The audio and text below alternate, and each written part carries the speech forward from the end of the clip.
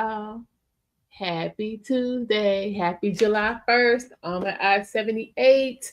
Hope you all have been well. It's been a few days. We are currently awaiting President Trump to give some remarks. He is currently visiting what is a, well, I guess you wouldn't really call it affectionately, but what is known as Alligator Alcatraz. For those of y'all who do not know, Alligator Alcatraz is a detention center that is in the Florida Everglades. This is currently a 5,000 bed facility that is a converted unused airfield.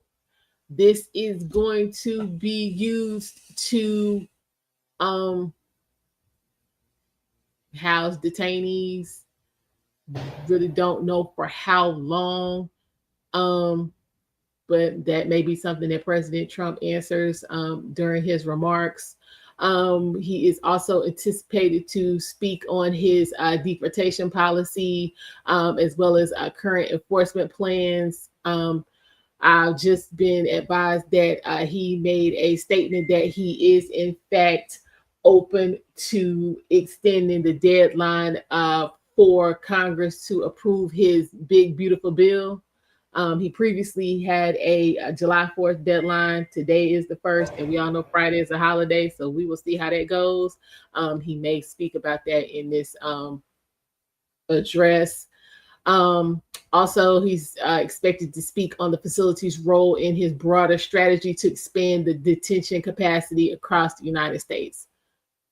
From what I understand, the only way to gain access and to this particular facility is via air, as it is completely surrounded by water. Those waters are supposedly contain alligators, hence the name Alligator Alcatraz. Like there's literally one way in and one way out. So if you're not supposed to leave, you're more than likely you're not gonna leave. So we are going to see what is going on. We are waiting. This is supposed to start at 10 o'clock, but as we all know, our president is never on time. Hey Prime, how you doing? Appreciate you for stopping by. Y'all, this already, from what I'm looking at, looks like they in like a makeshift warehouse and they put some chairs out. But again, if this is supposed to be, saying holding, people, I guess they not really interested in comfort. But we'll see. We will see. We will see. Yeah, child. Trump always on CP time. CP, CP, CP. And then again, we can see what we've only been able to see for maybe about 10 minutes, but there is no sound. So don't think it's me, it's them. There's no sound yet because there's nothing going on. Like when they first, turn the camera on, it was maybe 5 people in the room. So people are coming in, but we still don't look like we close to getting this thing started. I see plenty of security presence. I'm not sure who this lady on the crutches, who she is. She just literally came in the room about maybe 5 minutes ago. But we're gonna see. I'm interested to see if we actually gonna get some footage of our president. You know what? It made them go away. Flying in. Oh, wait a minute. Here we go. A lot better. Let me make sure we're center. Yeah, you know what? Mickey, they went away 5 minutes. You know what I mean? Shadows went away. Yep. It's better for life. Let's see what we got. Hey, 18.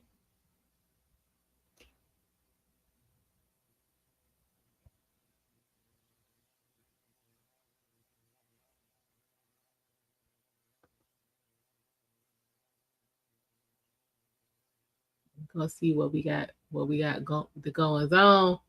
Hey, Goon. Long time no see. Welcome back.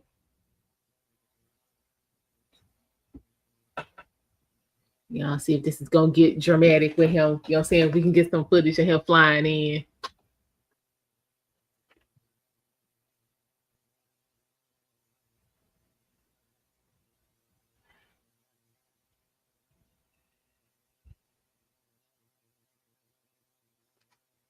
We're gonna see what's popping. Hey Debbie, how are you? How are things in Pennsylvania?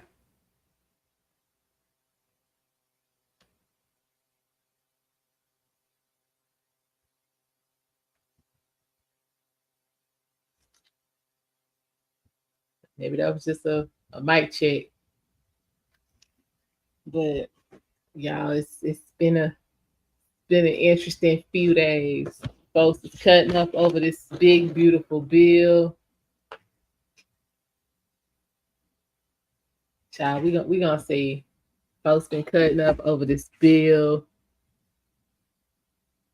People were, you know what I'm saying, they've had how many votes did they even have on it in the first place? Every time I turned around, they was like, we need to read it word for word. I'm like, well, that kind of what y'all supposed to be doing from the very beginning, but I digress. Y'all want me to vote on something, I'm not gonna rely on somebody else to read it for me. That's just me, but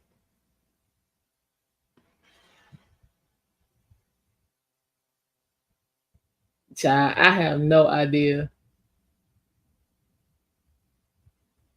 I have no idea. Okay, people sitting down, so we might be getting ready to get something going.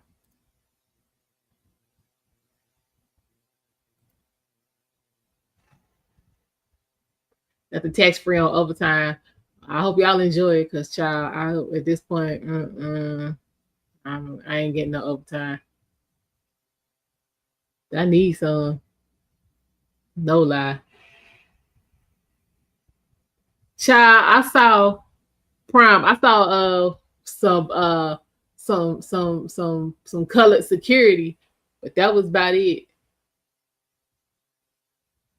Saw some colored security.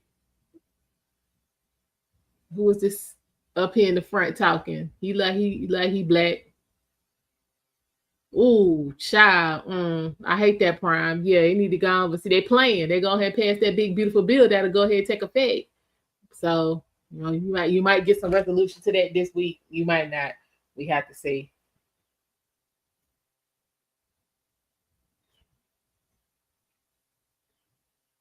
Yeah, it's the hey Antonio. It's a couple black people sneaking through. I mean, I personally, would rather see more black men than black women. I know that sounds crazy to some of y'all since I'm a black woman, but yeah, I feel like our men need to be front and center. Don't worry about us so much. Worry about them.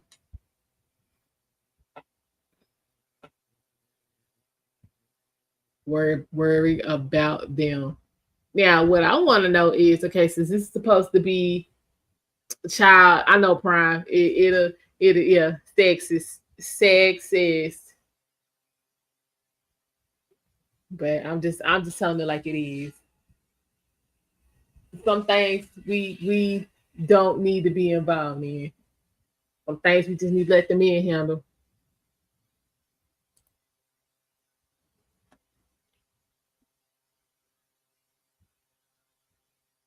Who gone? Is that Byron? Child, hold up. Is that Byron? Hey boo. Hey boo. I'm gonna be cool though, cause we don't have you no scandal. How folks do. We gonna be cool. We don't have you no scandals yet.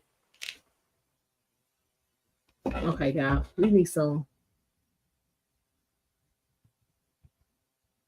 I sound like my mom and my grandma let the men. I'm telling you, some stuff we need to let the men folk handle. No, we can't do no Jasmine Cracker for president. You might as well have Kamala.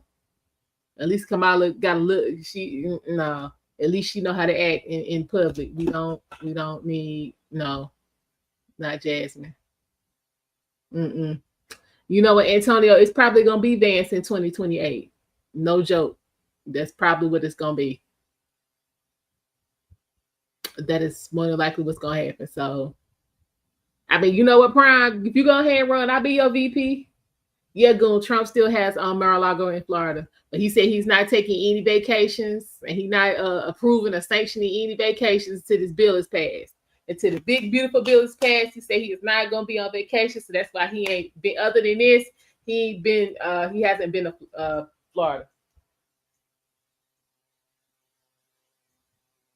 He said He said it's not a good look if he on vacation. You know what I'm saying? While the country in limbo. We can't get this bill together. Going on vacation, not a good look.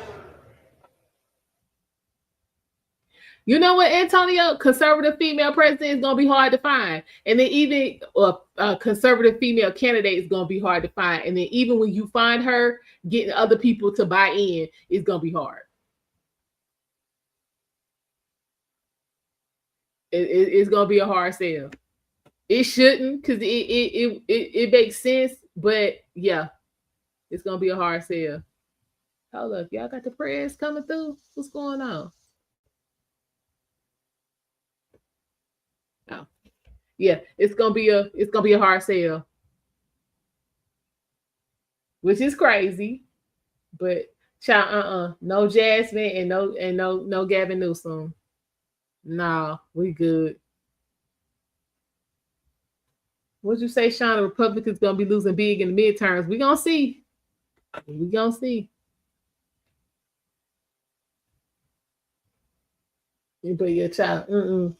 Neither Jasmine nor Gavin can keep their own area together. How you can't run the country if you can keep your own area together.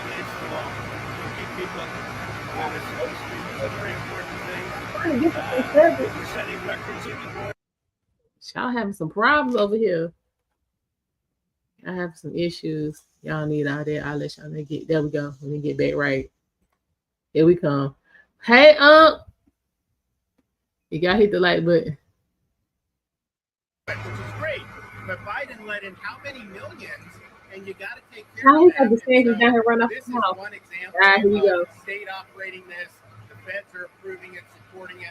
We're also going to have 2,000 more at Camp Landing, which is our National Guard site, and we're the only state in the country that mandates our state and local law enforcement to cooperate with ICE. It's made a huge difference.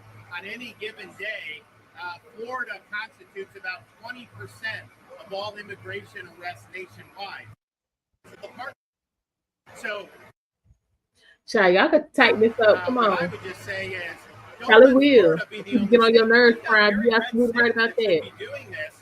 You're absolutely right. Florida's doing that will increase their numbers. And then what happens is you'll have a lot of people that will deport on their own because they don't want to end up in an Alligator Alcatraz or some of those other places. So I think this is a model, but we need other states. Hey, Wall Street Ted, come on. I was going to ask you. I just probably got the cameraman. You might be on the phone. Come up with the role model. They are doing it. We have Louisiana doing it. You know what? Well, you might be on the phone with that. But the red states, Republican-run states, are doing it. The blue states don't do very well at security. What would you say? I would say that exactly right. The governor here has been fantastic in forming this partnership with the Department of Homeland Security. We were looking at different contracts with different vendors and thought, why not go straight to our governors and ask them to help us solve this problem? Florida was unique in what they presented to us, and I would ask you would need to go with Trump. I don't know if you need to ride with Murph. I don't know about that. Just because your number, your years, that really don't mean a lot. Are welcoming them. They're setting up homes and houses. They've got food assistance. They're helping to facilitate welcoming them home. I just got home from Panama, Costa Rica, Guatemala, Honduras. But if you look at the richest, the three richest men in the world, they be making some questionable choices.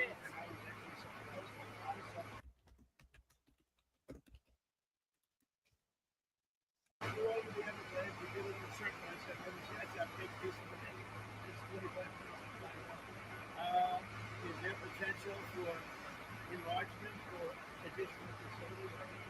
There may be. I think what we're doing is, because this is an important part of Florida, we're using the existing footprint of this airport. So when you guys go over there, you'll see all the beds, the medical, the galley, everything is on the concrete. We're not using any of the other stuff. Now, as you'll see, there's a lot of concrete, so there very well may be. I know Secretary Noem and her team have said as soon as the president departs, we'll be open to start receiving folks. And so we'll see what the tempo is. We do have the 2,000 in Northeast Florida that will open very soon. So it is possible to do. One of the things I think that is exciting about this is we're offering up our You let National Detention Guard do and all other the folks in talking. Florida. Look, I ain't got to say nothing. So when y'all get mad, I can say it wasn't me. With the Department of Justice for the approvals, I'm sure Pam will approve. But then I'll have a National Guard judge advocate here. Someone has a notice to appear. Biden would tell them to come back in 3 years and appear. Now you'll be able to appear in like a day or two, so they're not going to be detained hopefully for all that long. We'll have people here in this facility that can make, it's a bureaucracy. The president's got to deal with the bureaucracy. Now that Supreme Court ruling was good because that's going to allow him to be able to exercise Article 2 the way founders intended, but you still have bureaucracy. So we want to cut through that so that we have an efficient operation between Florida and DHS to get the removal of these illegals done. And are you still prioritizing going after the worst of the worst, or are you now arresting anyone who is here? Doing the worst of the worst, always first. Don't nobody care. And nobody can ever forget that this group of people, Y'all still talking about Sting. We don't care about that. Whoever it was, but this group of people, a small group that circled the resolute desk, what they did to this country. Think of it, what you're trying, all the time you have to waste through this. It's an unforced error. We had no problem with this. There was never anything. All right, y'all, come on.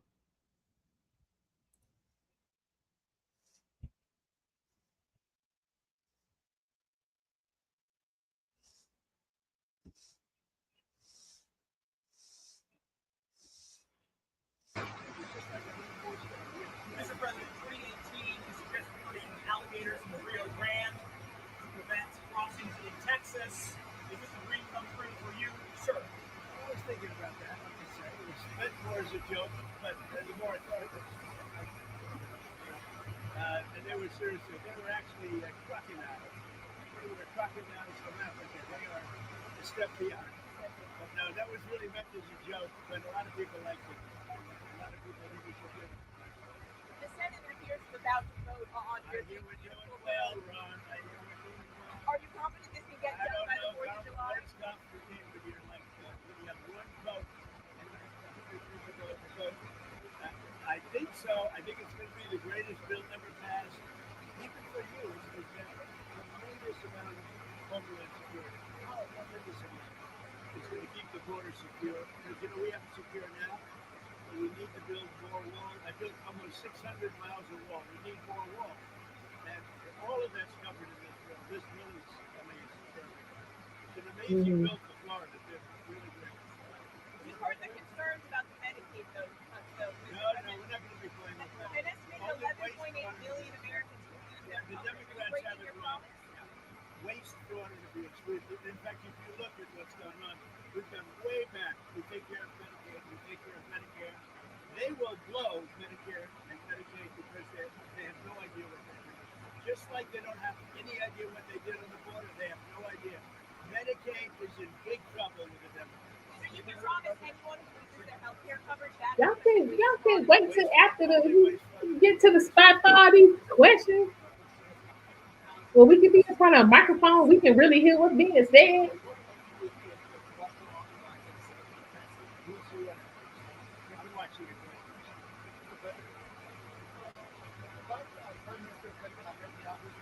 Well, y'all have to come on. It's going to be a very quick celebration.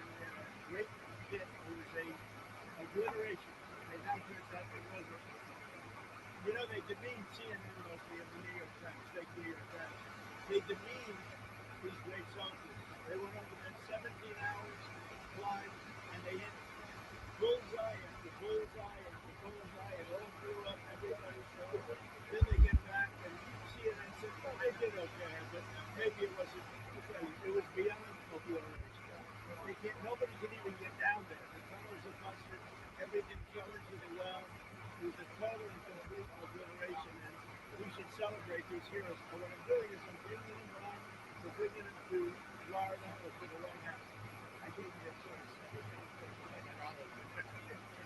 Mr. President, there's going to be a new bill called Make American Elections Great Again.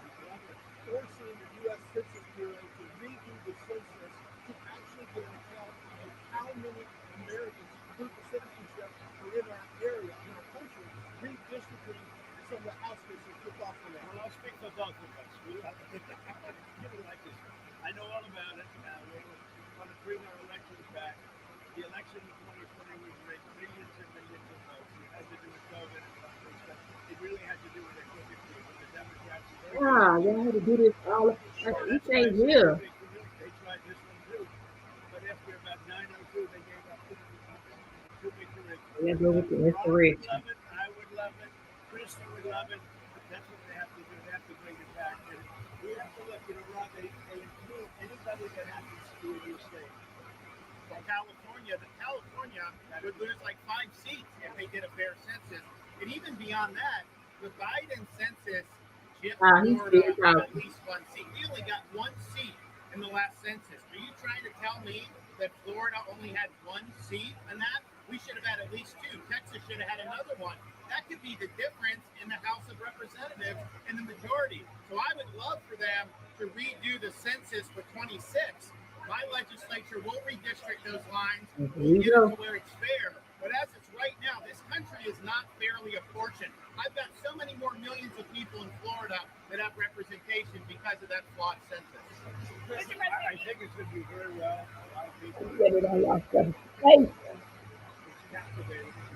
Everybody wants it. It's going to get in. It's going to pass. It's going to happen. Elon Musk is ripping into this bill again. Are you concerned that You know, I think he's gonna start his own political party. No, I think what's going to happen is Doge is going to look at Musk. And if Doge looks at Musk, he's going to say, unfortunately, thank you very much, everybody. I don't think he's Right, you got somewhere to be. thank you, Mr. President? Thank you very much, everybody. Thank you, Fred. Oh.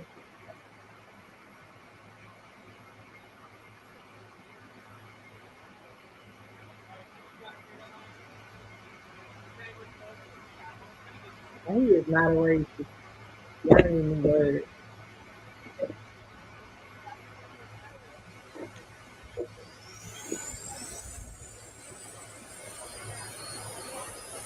Right, we can get on what we got to do.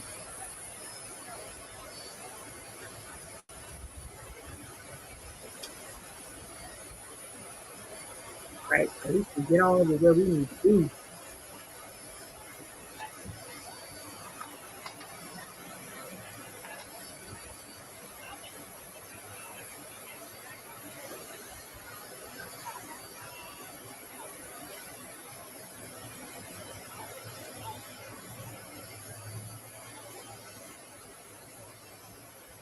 One thing is, if we holding on to you, because we trying to determine if you're supposed to be here, when did it become our responsibility to make sure you in the lap of luxury? What's up with that?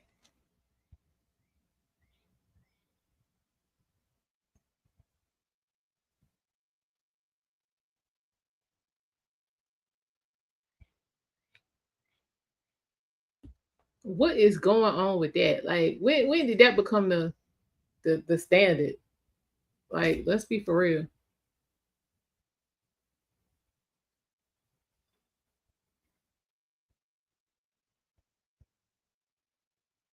Y'all just you want to have something to say. That don't make sense to me. If you over here, it's our responsibility to make sure you in the lap of luxury while we check you out. Child, goodbye. What other country doing this? Just so I know. What other country got this going on?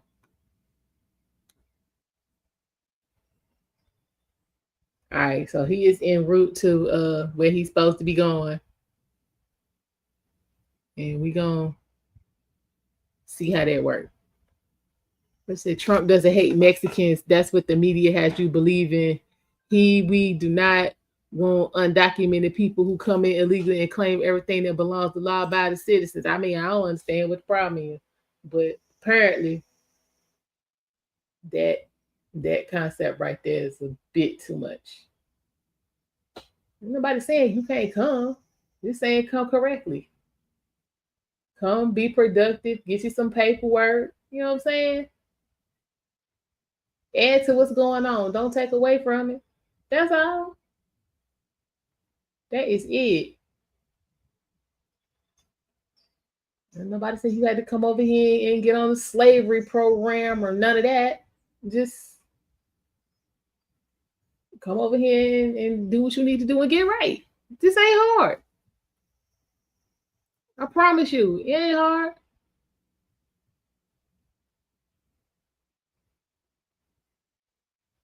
You know, I don't like treadmills. I like walking outside.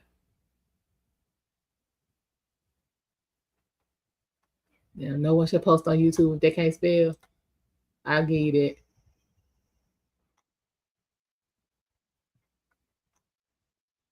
You say Trump is the working people's president. Okay.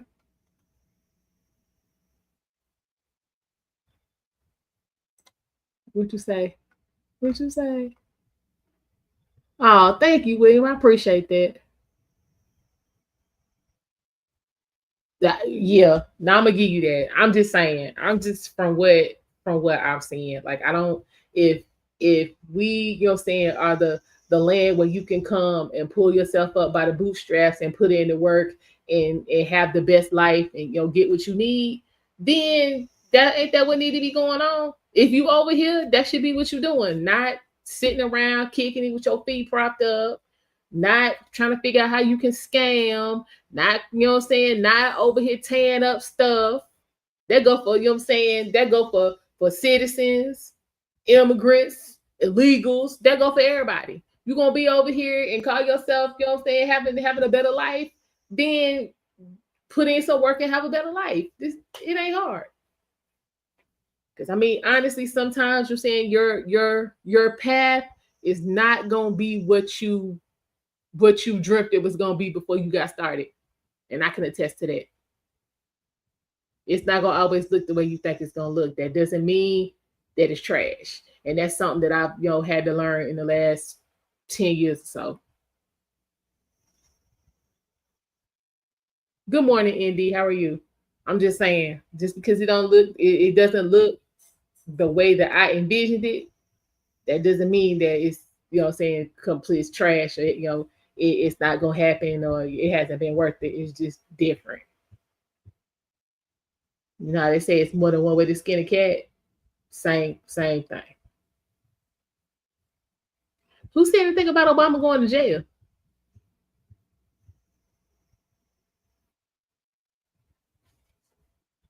Who said anything about Obama going to jail?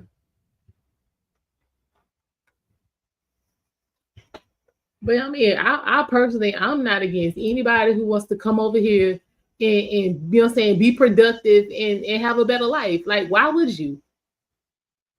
Don't even make sense. Why would you be against that? Even with people, even with citizens, trying to put in the work and get where you need to be. If you need a little bit of help, ain't that what we're supposed to be about? But that's something completely different. If you just want to, sit and play video 1, 2, 3, 4, 5. and then sit around and be like, y'all pay my rent. We ain't doing that. Right. Come legally and have a better life. Listen. What you say, Charlie? You Mexican and you do not agree with illegal immigrants. I agree with migrating into the U.S. the right way. Exactly. And that's anyway. Even like if I decided I wanted to go live in let's say I decided I wanted to go live in Spain. I don't think I need to stow away in the bottom of the Carnival cruise ship and then get over there and just stay and scam from pillar to post and be like, well, y'all supposed to take care of me because I decided I want to live here. Like, no. That ain't how that works.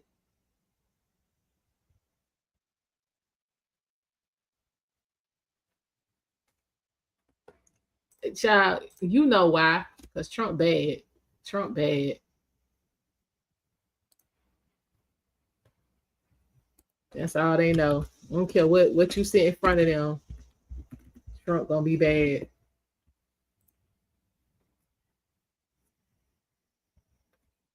Exactly. Only in America, law about to sit complain about air conditioned jail. That part right there.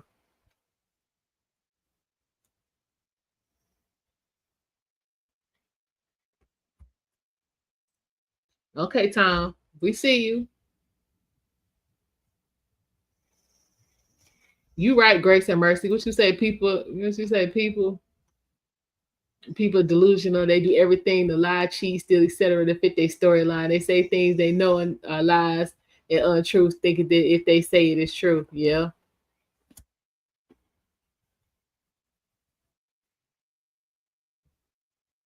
Yeah. So who said something? I missed that part. Who said something about some concentration camps? Hey, Mahogany, how you doing? You ready for your trip? You in transit? Don't forget to go live and let us know what's going on now. We're gonna be looking for you.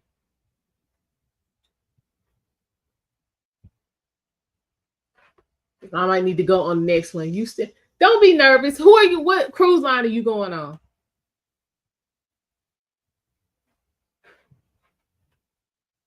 Cause yeah, child, I might need to go on the next one. Cause you know, I stay on the ship.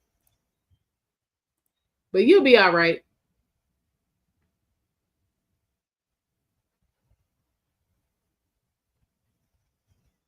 You say hate will keep you. It will hate will keep you out of heaven. It sure will. Okay, girl, you on Carnival? Yeah, child, yeah. I got Carnival, girl, you be good. Don't worry about nothing. Okay, you leaving out of Florida. Yeah, child, will you get on that? Just child, just you know what I'm saying, relax. By the time you go through your safety tour, you'll be good to go. Once you do that, make sure you find out where the because they usually have like you know what I'm saying, like yoga classes and meditation and you know what I'm saying, workout classes throughout the you know what I'm saying, throughout the day. Find out when you're because I'm sure you'll probably have an at sea day where you know you won't be able to get out the boat at all. Find out where those are. Make sure you go. Definitely check out movie night. What else? Exercise classes, yoga, movie night, and trivia because they usually have trivia like around like the bar area. So yeah, girl, you'll be fine. You'll be fine. You'll be fine, Mahogany. But hit me up if you know what I'm saying, if you need to if you get nervous and need to talk or you know whatever. I'm here. Um, but yeah, child. And as a stockholder in Carnival, we appreciate your business.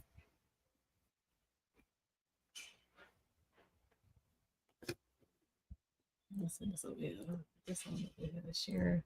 I want this money.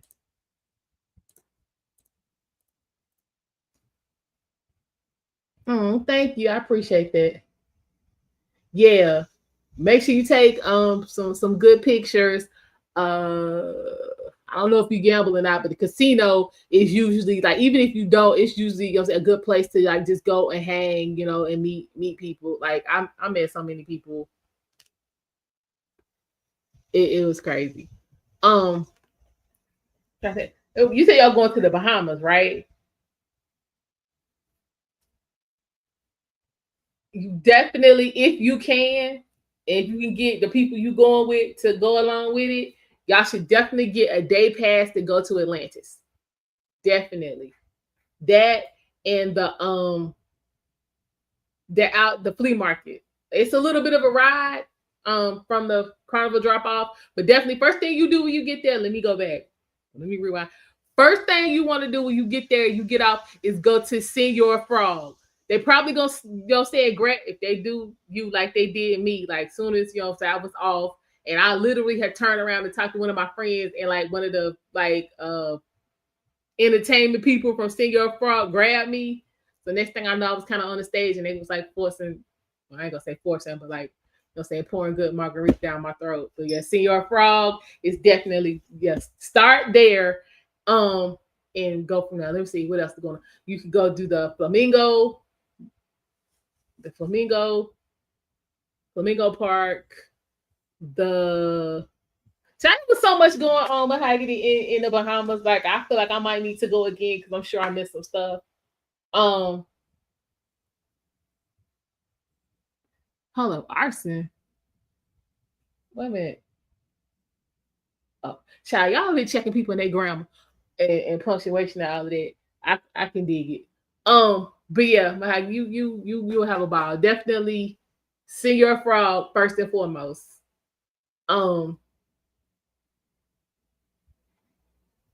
The was that the zoo? Did we go to the zoo? I think it was the zoo.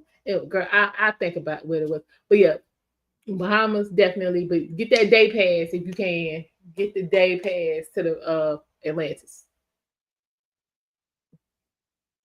Wait a minute, you call ice on your neighbors? Yeah, definitely. See your frog. So, literally, when you soon as you get off, you should see the sign. And like they have like runners, and they'll like direct you there, like for real. Drinks fantastic, food was good, prices you know what I'm saying was pretty much on target. Like yeah, prices on target. Definitely get you a rum cake. Trying to think. Yeah. And first and by all, please be back on time because they will leave you. I'm just saying, child. Folks was getting left all over the place. Just be on time. Matter of fact, be because it's gonna take a little minute for you to get back on the boat because anything that you like get like alcohol, perfume, that kind of stuff, they're gonna put it in customs in the bottom of the boat. So that's gonna take a little bit of time. So just definitely make sure you give yourself enough time to get there and be in line. But as long as you're in line, you're gonna get back on the boat. But don't be trying to pull up late, or else you're gonna need a helicopter to get back on. Girl, that was chasing too. Next thing we know, we was out. It was about dinner time. We out in the and here come the helicopter dropping folk off. Girl, get some video of that if you can, because I have not been on a ship yet where that has not happened. So definitely get some video of that if you can. Another good video is if you like make girl. I'm telling you, behind the child people was like, man, we thought we was gonna make it. If you make reservations in a restaurant, see, girl, I'm telling you, child, they be like, we thought we was gonna make it in when the bill come rolling in. When it's time to check out, child, them people was cutting a whole fool. I said, but how did you think taking a helicopter ride was gonna be cheap? But again, I was on time, so I had a problem. But again, you make reservations in a restaurant, if at all possible, get a table near the window so you can get video of the ship moving while you dining, and you just get the scenery. That's like one of the best videos I took. But yeah, child, yeah, but definitely enjoy yourself, soak up that sun, girl. It's gonna be some of the best breeze. The Lido deck is always popping. Lido deck is always popping. And at night, just yeah. For me, that was the best time. Just being, you know what I'm saying, on the deck, enjoying that breeze and just, looking up and seeing them stop. I need to book me a cruise. Yeah. Yeah. Let me see what y'all got for me. I need to book me a cruise and keep it moving. But yeah, definitely, girl, have the best time. Have the best time. Enjoy yourself because life is short. Enjoy yourself. Okay, let me make sure I got this together, y'all. So I'm trying to talk to y'all and work all at the same time. Make sure I got my life in order. 15, coming out of 77, 495, 71. Child, who got some pizza? How do you get to the Virgin Islands? Honestly, Wall Street Tech. Last time I went, I flew. That's just me. Let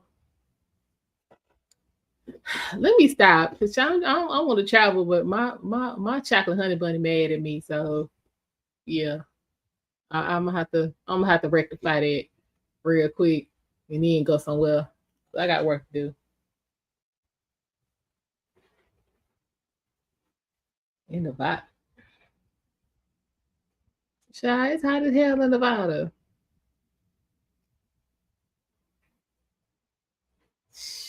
But the cartel, what? One great, it's not in many more places now. Child, it's hot as hell. Yes, free prime time. Yes, yes, absolutely. Child, what is going on? Yeah, get y'all coverage together. Come on. It's cloudy in Tennessee. What's the temp? What's the temp, Prime? I need to come to Tennessee, see what's popping. Okay, so they having some situation. You want to use the telescope to see the okay. It's 79. Cool.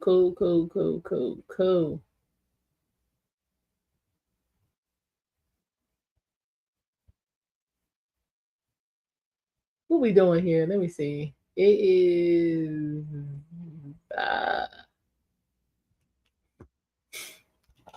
you in South Carolina. Girl, what you doing in South Carolina behind you? Where is South Carolina? Yes. It's in the 90s.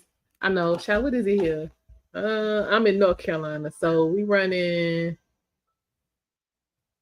82 right now.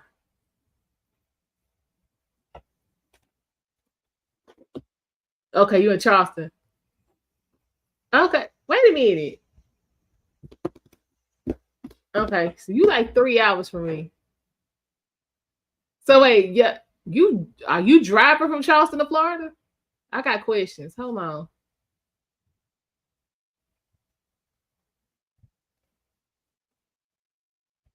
I got questions. Well, let me know. Definitely, I'm here. Let me know. We can definitely meet up. Definitely. You an hour outside Memphis. Listen, Prime, don't say that because I love me some Memphis. 77 in Chicago. Okay, cool. All right. I have not. I'm trying to think of the last time I made the drive to Florida. Child, it's got to be last time I drove to Florida. Let me think. College. So it's been a good part. It's been a better part of 20 years. No, wait, longer than that. Let's see. 2005. Maybe 2000. So we looking at like 25. Yeah. Yeah, so maybe about 25 years. Like I have not. Okay, cool. Let me know. I have not driven to Florida in a hot minute. Now I have flown to Florida and then driven around Florida. Like a couple years ago, a friend of mine at the time, we did like a Florida tour. So like we flew into like Orlando. Was it Orlando? Yeah. And I mean, like we hit all the majors, I'm saying Orlando, St. Pete, Miami, Tampa. Like we hit the majors. But like, just like getting in the car and driving to Florida. I ain't done that in a minute.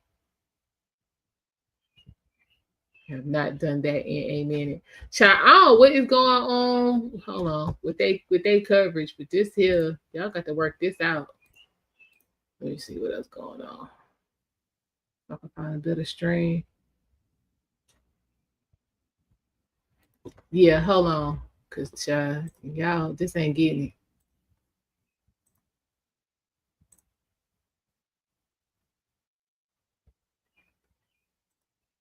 Pretty amazing. Did they take the vote yet? How's the vote going? Right, but they over there playing. I would normally be home waiting for the vote. Yes, we would. Or be in Congress, but I wanted to come down. I hear the vote. Go ahead and go, Prime. Go ahead and go. I will let you know when the Go ahead and go. I don't think they're technical. You will be shocked how different. Boy, wouldn't that be an upset, huh? Yeah. Are you confident that this can get through the House? And is there any wiggle room on your block? It's the greatest tax cut in the history of our country. And if it doesn't pass, it's the biggest tax increase in the history of our country. That alone, 68% increase, as opposed to a massive cut. It's the biggest tax cut in the history of our country, and everybody gets it. Mr. President and Madam Secretary, CNN yesterday put an app that lets you track where ICE agents are. Tom Homan was saying that perhaps CNN should be prosecuted for that. That's obstruction law enforcement. Your response? Yeah, we're working with the Department of Justice to see if we can prosecute them for that. Child, you know somebody looking bad. Hey, Eric, how you doing? Nah, I was shocked. I was like, damn, y'all looking bad. And we're going to actually go after them and prosecute them with a partnership with family if you can, because what they're doing, we believe, is illegal. And they may be prosecuted also for having given false reports on the exact event. They're giving totally false reports. It's totally That is fantastic, Eric. Our people have to be Glad to hear. not come home and say, what do you mean we didn't hit the target? We hit the target quickly. The other, the pilots came home and they said we hit the target quickly. So they may be very well prosecuted for that. What they did there, we think is totally illegal. Okay, let's go. Follow up. Right.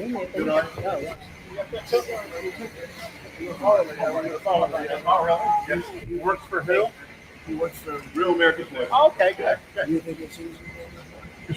I think I can take it. Just need to wear my man here. Yeah, here, brother. Right here. Don't mind. We're gonna hold right here. Let's go. He's the one that said let's go.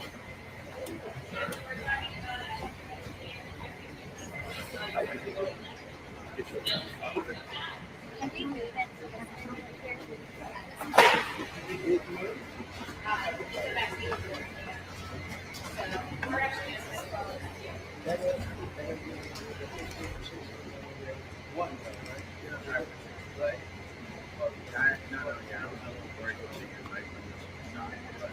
Yeah, I saw that in California.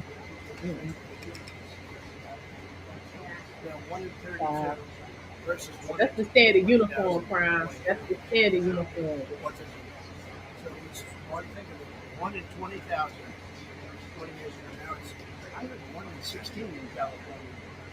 1 in 16. That's not being that. There's something. Any problems with it. This is still a big difference.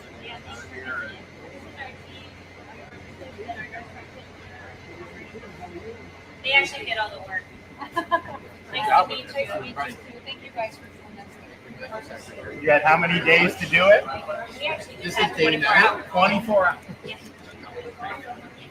I was relentless. This is like a monoclonal antibody. Here's what we do all day long. I did work 16 hours.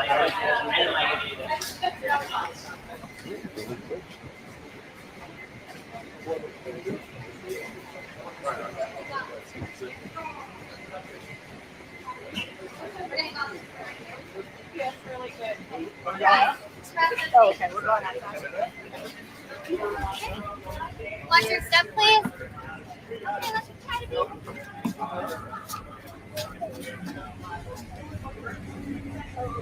Wait a minute. 40 years and he get Bring back to the designated area. if that's the case, that's so we gotta be she's running for governor in California. Yeah, that's bright, ain't it?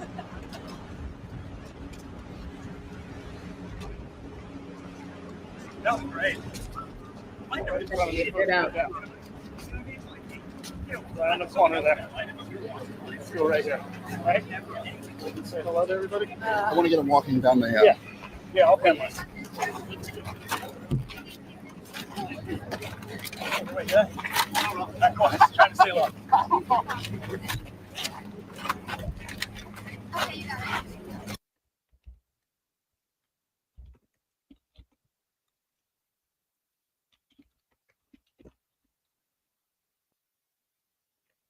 I give you a lot going on. Okay, we back over here to the spot. Y'all let the man get there. We could get this on. Get this on. Not access denied. I mean, Eric, that's your home. That's your home state. You need to go up there and get a coalition going and make sure that don't happen. I think y'all messed up now. Y'all ain't seen nothing yet. Don't play with that. Do not play with that. Yeah, depending on that's true. Wall Street Tech, especially depending on what it is and who make it. Because yeah, if I make it, you might not pass. Now, okay, because that would go kind of a trespass. Technically, yes, but again, from you know what I'm saying, the way that it was presented, it sounds like you know what I'm saying he. Hold on.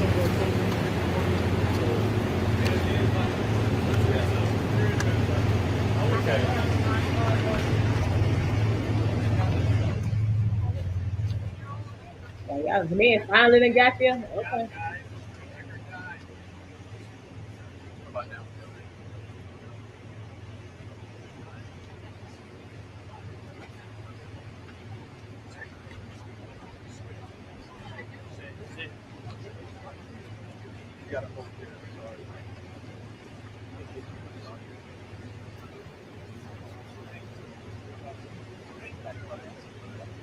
Okay.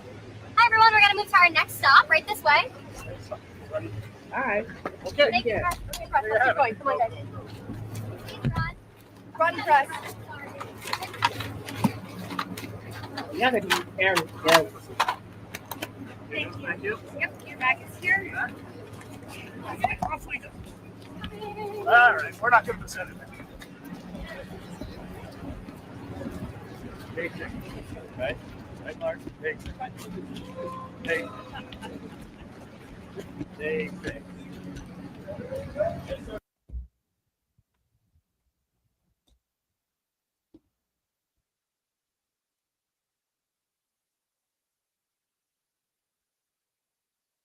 Wow, you can't deport all the Democrats. Good idea, but virtually impossible to do. You seasick? Listen, Prime. Child, you ain't lying. You ain't lying. That'll be a whole mess. A whole fiasco.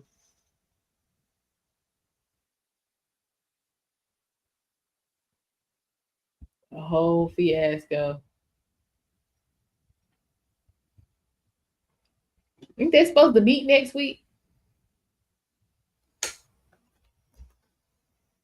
Yeah, I think it was the 7th, like next Tuesday. I think that's when they're supposed to meet.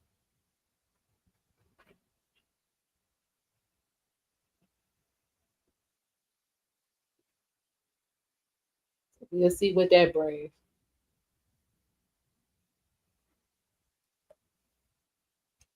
We will see what that brings.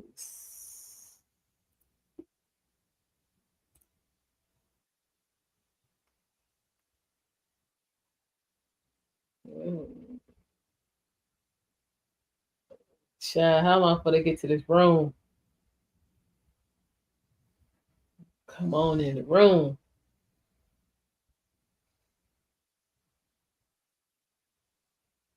Somebody said somebody being hot. It must not be.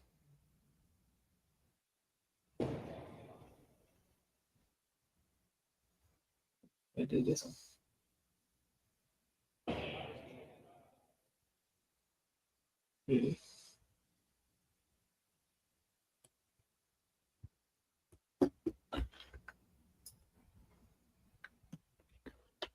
We will see. We will see.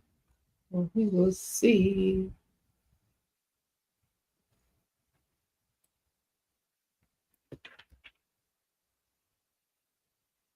Lottery. Somebody got the lottery numbers. Please let me know.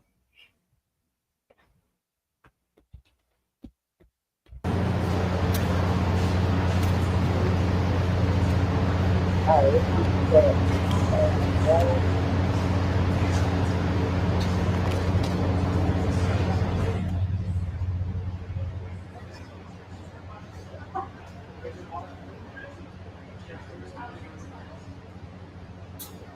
You don't like to see ice on the street. Why not?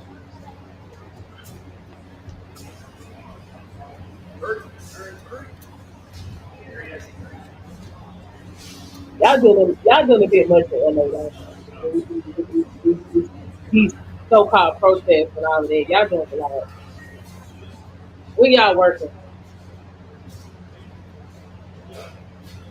That's all I'm trying to figure out. Where y'all working? Boom, absolutely. You gonna have to. You gonna have to. I might have to do a show about that. But he gonna have to.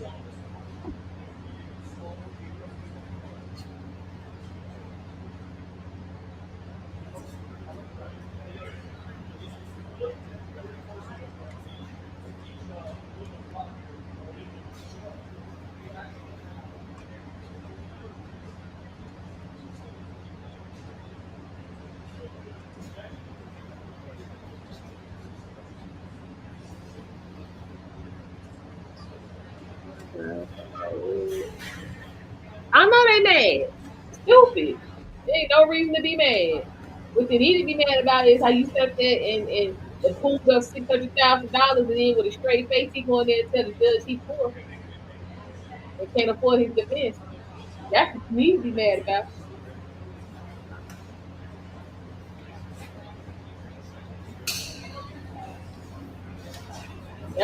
That's what deserves anger.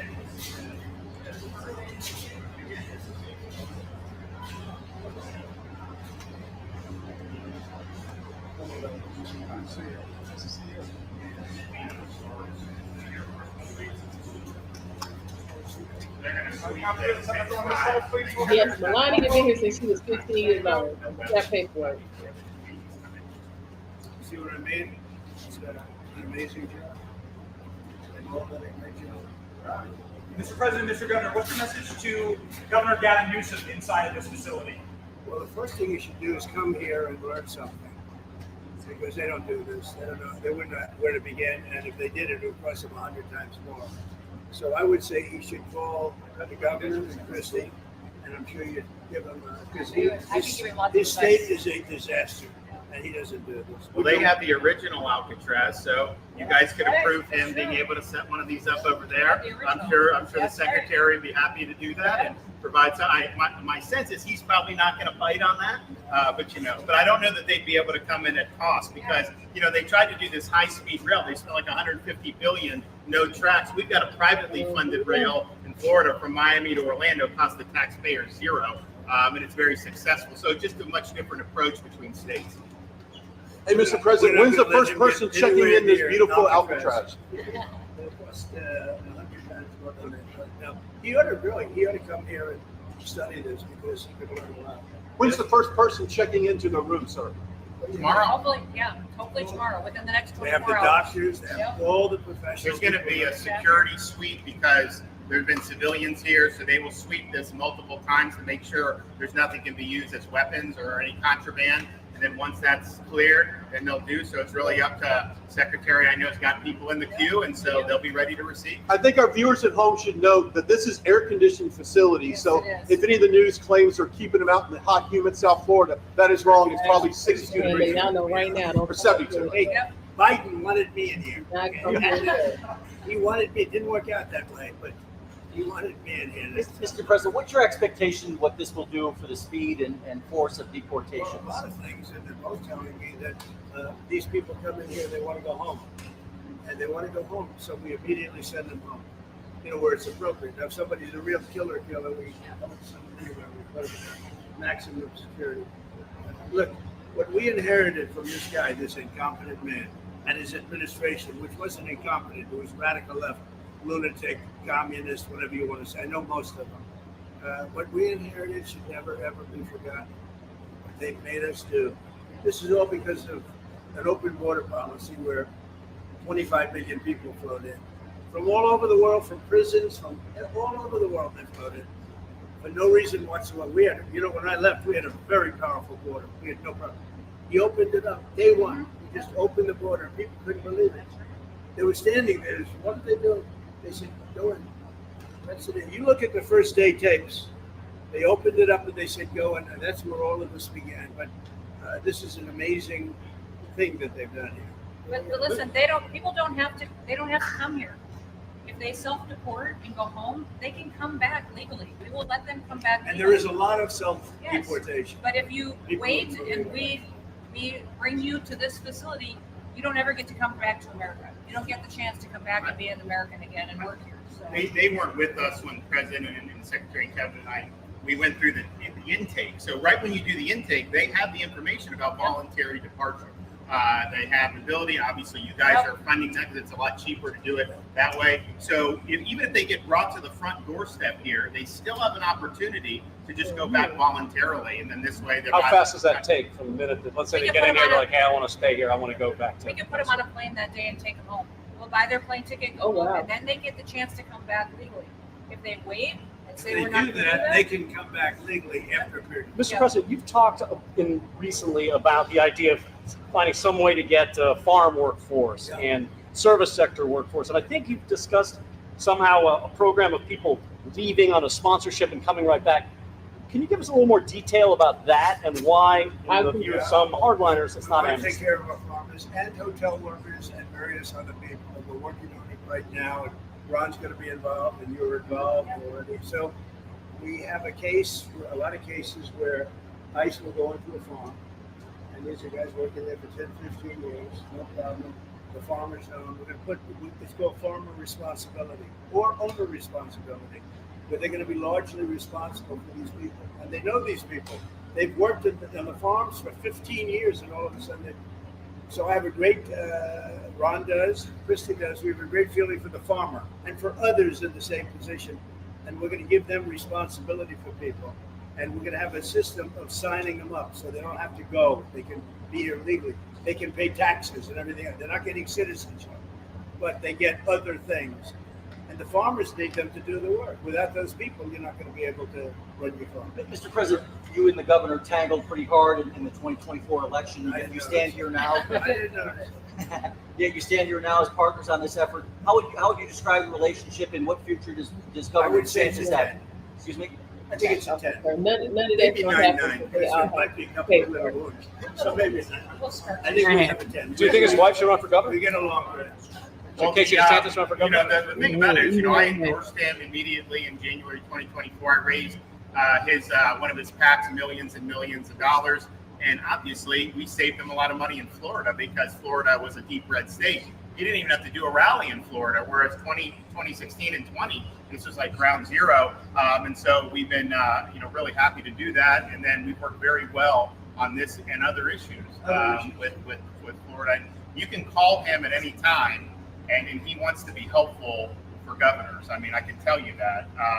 We did Hurricane Helene last year. You didn't hear from the president at the time then. And then, but with President Trump, we know immediately. You just make the phone call. Can we ask a Gaza follow-up question? I'm sorry, like another thing you inherited. How firm are you going to be with Netanyahu about ending the war in Gaza? Very firm. But he wants it to. I will say. He's coming here next week. He wants to end it too. We had a tremendous success with Iran. They weren't happy. Somebody said, when are you going to sign? I said, sign? They are so bummed out. Did you see the report issued this morning? The place was decimated. It'll be years before anybody even gets down there. So that's not a priority, but we'll have a report and we'll have whatever we want. We'll get from whatever we want from Iran.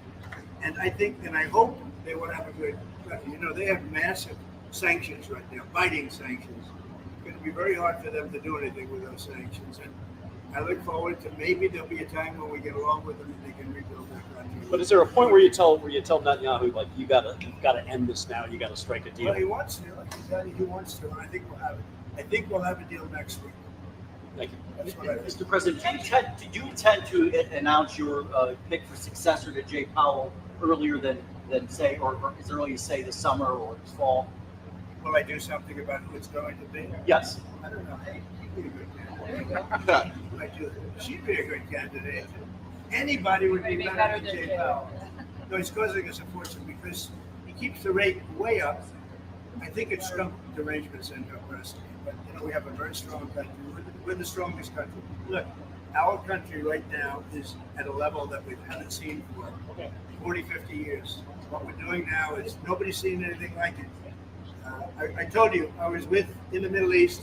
The king of Saudi Arabia said to me very strongly, he said, you know what? A year ago, you had a dead country. Now you have the hottest country in the world. We do. We have the hottest country in the world. Thank you very much. I was gonna say Syria. Right. We'll be seeing it over the next couple of years. Also, those type of industries. Kilmore, bring up Garcia, get the first debate here.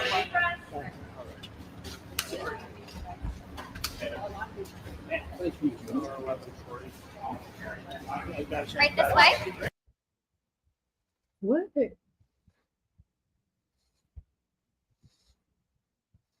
Kim Cakey Caboose. What? So you try to jump over in that water, them alligators gonna be on you. Trust that. If you jump over there in that water, them alligators is gonna be on you.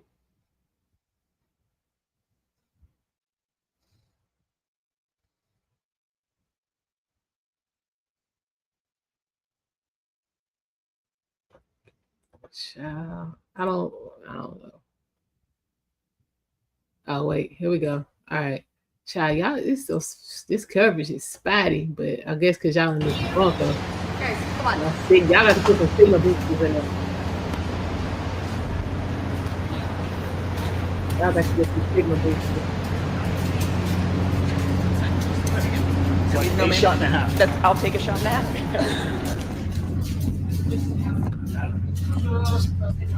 Yeah.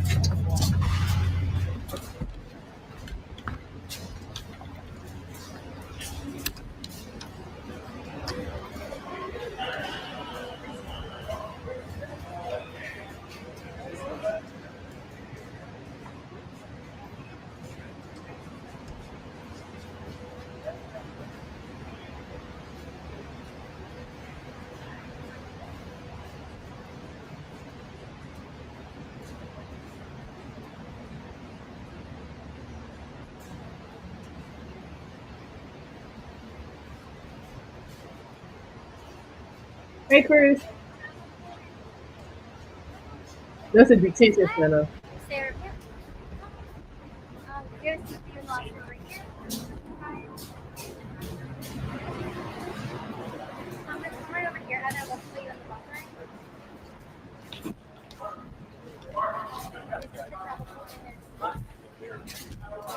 Okay, where's our full camera? Stills right here.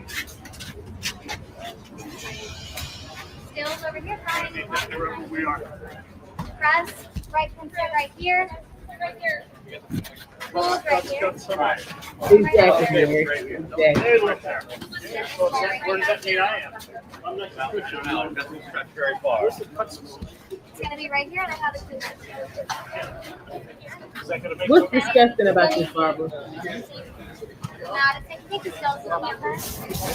Just for us to worry about that later. Yes, that's for you in the buffer. Yeah. Just gotta get to me. Thank you. Ladies and gentlemen, please welcome the 45th and 47th President of the United States, Donald J. Trump.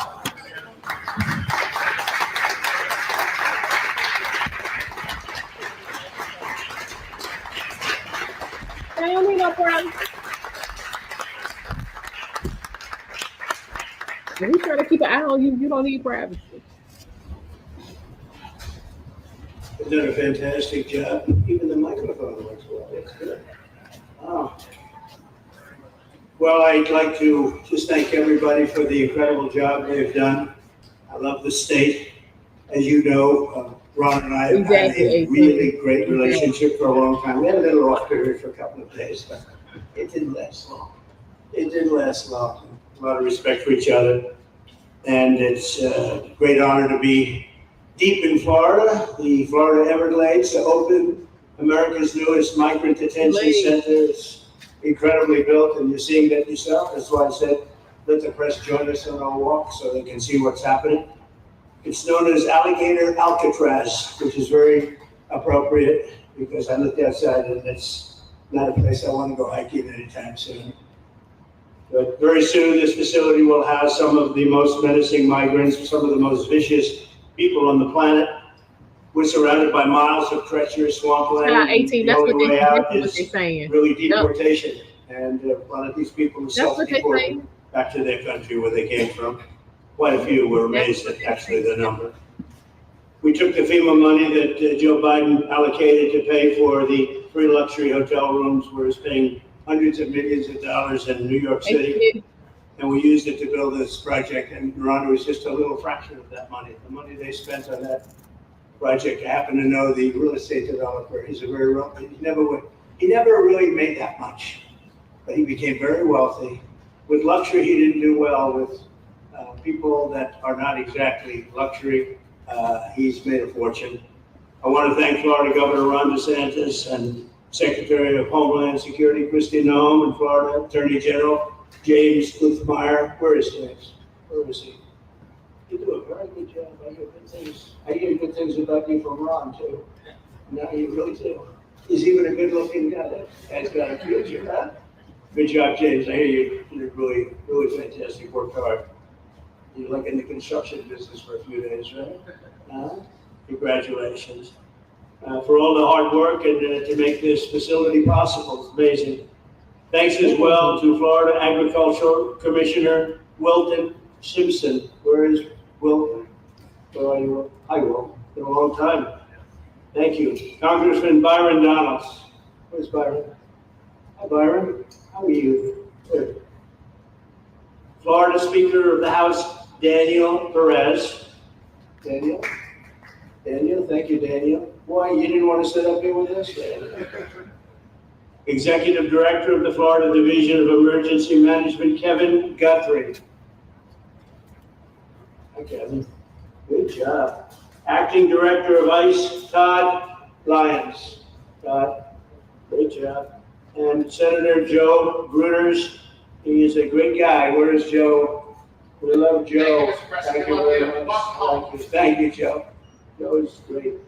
With the help of those incredible Border Patrol agents, we now have the lowest level of daily border crossings ever recorded.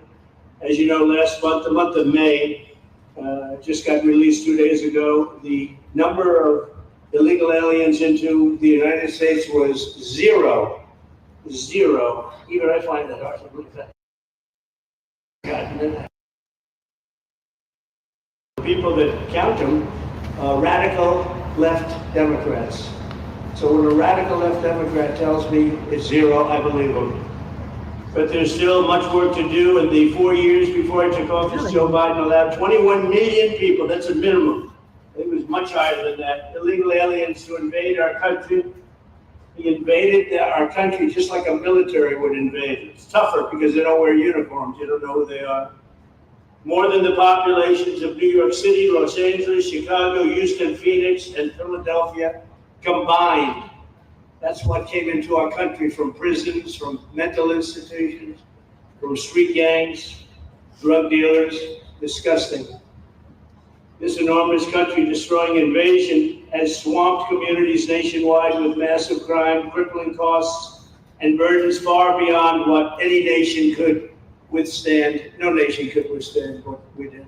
And we're in the process of doing it, but we have some great people doing it now. You see them up here with me, but it's, I'd call it like an unforced era. It's sort of like men and women's sports. It's sort of like transgender for everybody. How could they have done this to our country? We're never going to forget it. Last year, 15% of all the hotel rooms in New York City were used to house illegal aliens at costs that they never got for luxury. They never got this much for luxury people coming in from the wealthiest places on earth.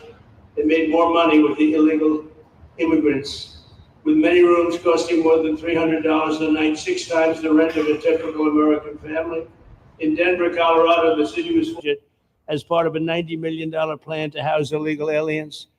And it's a population that's growing and growing and destroying Denver and growing. And again, it's destroying Denver. And it's destroying many other cities too.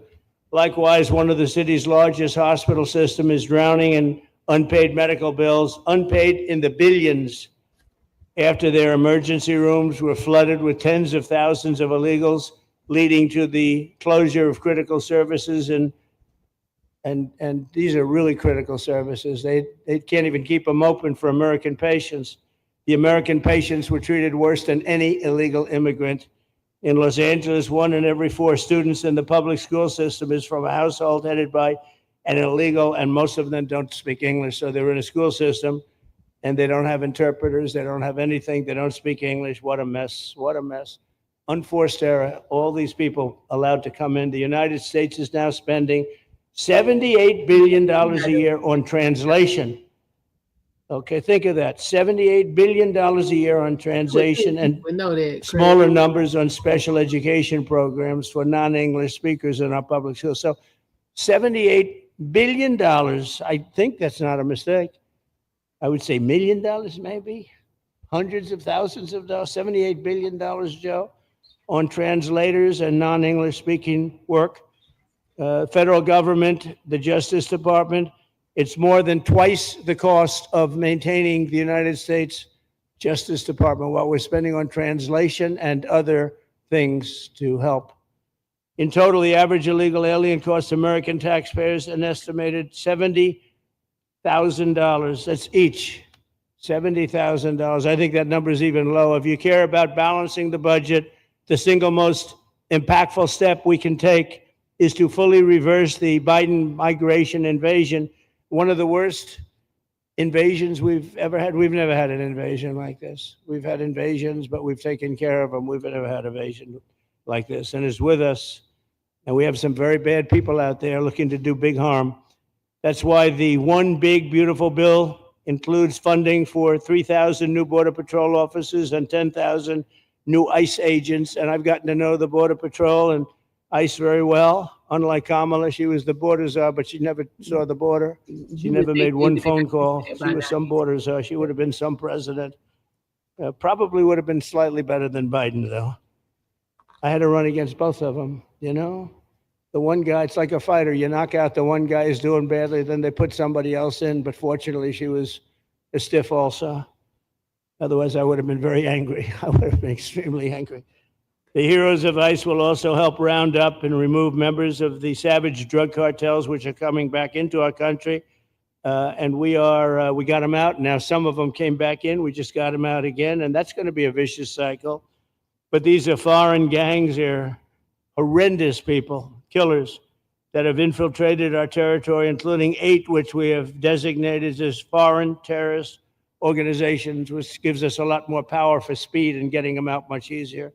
And we had a great court victory, as you know, on Friday that allows us to do what we have to do from the Supreme Court of the United States. In 5 months, my administration has already arrested over 2,700 members of the murderous Venezuelan gang known as Tren de Aragua, including a pack of these sadistic animals arrested last month with over 280 guns. And these are guns of the latest caliber. These are guns that were made over the last period of less than a year, getting brand new guns, the latest and the greatest. Every day, our brave law enforcement officers are hunting down and deporting migrant criminals who have committed heinous crimes, including more than 13,000 murderers, 11,888 to be exact, but I'd probably say the 13,000 is right also. Think of it, 11,888. And more than half of them, they committed more than one murder.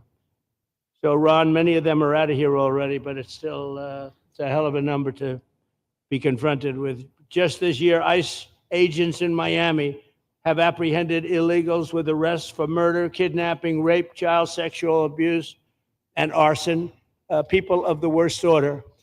We're getting these monsters out of the United States, out of Florida, out of all the places that they're in. And on January 20th, I signed an executive order empowering governors and state police to be deputized to enforce federal immigration laws. And Ron's already taken advantage of it. It's a tremendous advantage for the states. Most of them are doing it. Actually, the blue states tend not to do it. Even a couple of them have, though.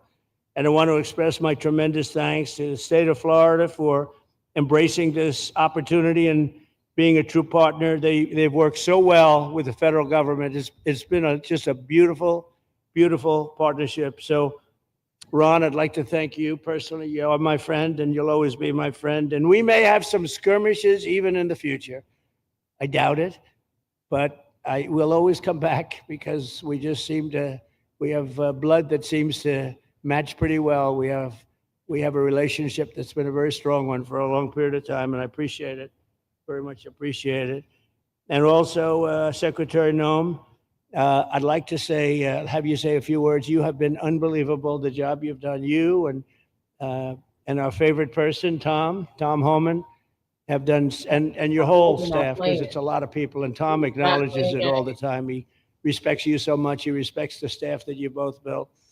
And you're really doing one of the great jobs. And it was great that you could work with Ron in Florida so well. Built such a great facility. So please say a few words. Thank you very much.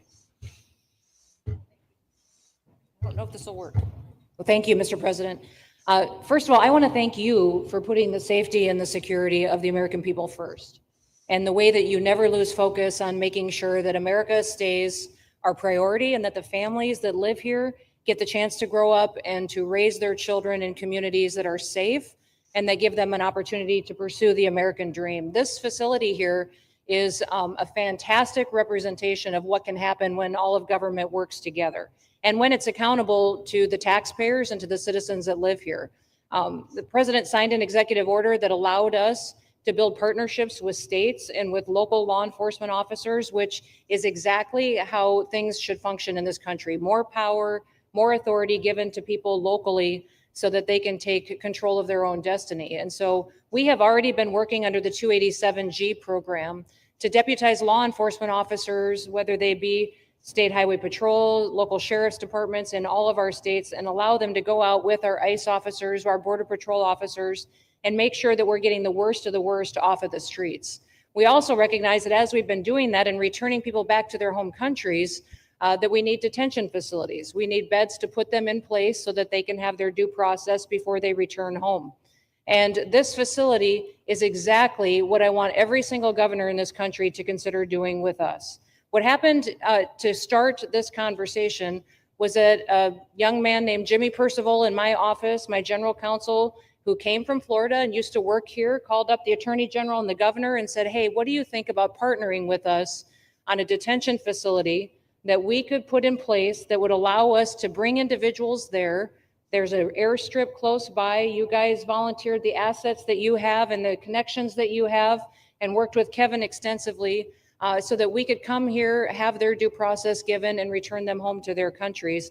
And in 8 days, this facility has been stood up. And I want everybody to recognize that detention facilities that ICE adheres to is a higher standard than is required at state levels, at local Department of Corrections facilities, sheriff's offices. This is a state-of-the-art facility, air-conditioned, isolated though for security purposes, which is very helpful. And I appreciate so many people being willing to work together to make a project like this happen. Right here on this location, we'll have about 3,000 beds. Other location will have another 2,000 beds that will allow us to bring individuals across the country that we are bringing in and incarcerating for violating our laws and immediately get them out of the country as soon as we possibly can. It's exactly what we need to be perpetuating in other states. And what I would say is, I want all of you to notice these flyers that we've got, is that everybody who sees these flyers or anybody who sees these news clips should know you can still go home on your own.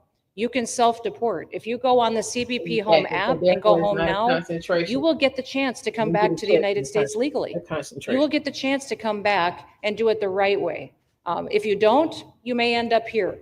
And you may end up here and being processed, deported out of this country, and never get the chance to come back. That is the consequences of breaking the law in the United States of America. Listen, our job is to uphold the law. This is a country of laws. We have a border now. And because we have a president that cares and recognizes that we need to be a nation of borders and a nation that upholds the law. If you break the law, there's consequences. We will deport you and you will never get to be a United States citizen. You'll never even get to come back here and work and to pursue the American dream. But if you decide you want to go home now, go home and we'll help facilitate it. We'll buy your plane ticket. We'll get you there. In fact, I just got back from Panama, Costa Rica, Guatemala, Honduras. Those countries are excited to get their citizens home. They're setting up programs to loan them money to buy houses when they get there, help them with food assistance, get their children educated, scholarships. They want their citizens that are living here in the United States illegally to come home and to be a part of their economy and help their countries grow. So this is a win-win for everyone. And I just want to end, Mr. President, by thanking our law enforcement officers, by thanking our ICE officers and our Border Patrol officers for what they do every day. They are out on the streets, and violence against them has increased over 500% since Trump has gone back into the White House because he's upholding the law and because a bunch of liberals, socialists, and Marxists are out there lying about what President Trump is doing. President Trump is upholding freedom by what he is doing. The freedom to live safely in this country and to do things legally and to have justice. And because those liberals, and I'm calling out you, CNN, I'm calling you out because you lie every single day about what these operations are. We are going after murderers and rapists and traffickers and drug dealers and getting them off the streets and getting them out of this country because Joe Biden let the worst of the worst come in here. The other day I was talking to some marshals that have been partnering with ICE. They said that they had detained a cannibal and put him on a plane to take him home. And while they had him in his seat, he started to eat himself. See, and they had to get him off and get him medical attention. These are the kind of deranged no. individuals that are on our streets in America that we're trying to target and get out of our country because they are so deranged they don't belong here. And they shouldn't be walking the streets with our children. And they shouldn't be living in the communities with our families who just want to grow up, go to job, raise their children to grow up and get a job and to live the American dream. So thank you to all of our law enforcement officers, those in our military that have been helping, our National Guard. Thank you to Governor DeSantis for stepping up and being an example to other governors. I hope my phone rings off the hook from governors calling and saying, how can we do what Florida just did? How can we do exactly what they did? Because we need this big, beautiful bill. We absolutely have to have this big, beautiful bill that has the funding so that we can continue this operation and we can get those bad criminals off of our streets and have the officers to do it so that when they go out on an operation, somebody's got their back. Somebody's got their back, they can do it safely and they can go home to their families at night too. So this bill needs to pass through Congress so we have the resources at the Department of Homeland Security to make sure that our homeland truly is secure. And Mr. President, thank you for Stephen Miller. I just want to thank you for him. This guy calls me night and day and tells me all of his wise advice and wisdom, but he's a rock star because he loves this country and he's passionate about making sure that nobody is prioritized over an American citizen. We love everybody. We do. We love everybody. Not everybody. But, well, a lot of people. But we shouldn't be putting people illegally above citizens.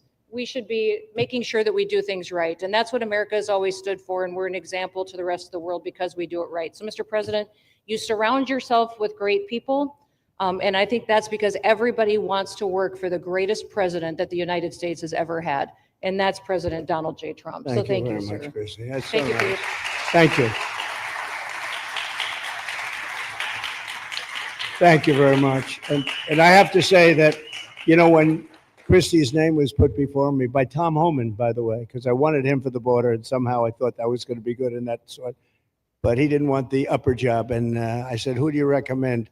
Christy Noem. I said, oh, are you kidding? She's great, but she's such a fine, elegant person. He said, sir, she's tough as hell. I said, are you sure? You are tough as hell, I tell you. And you do it in a very nice way, but you are, if you ever saw her ride a horse, she rides a horse like she should be in the rodeo.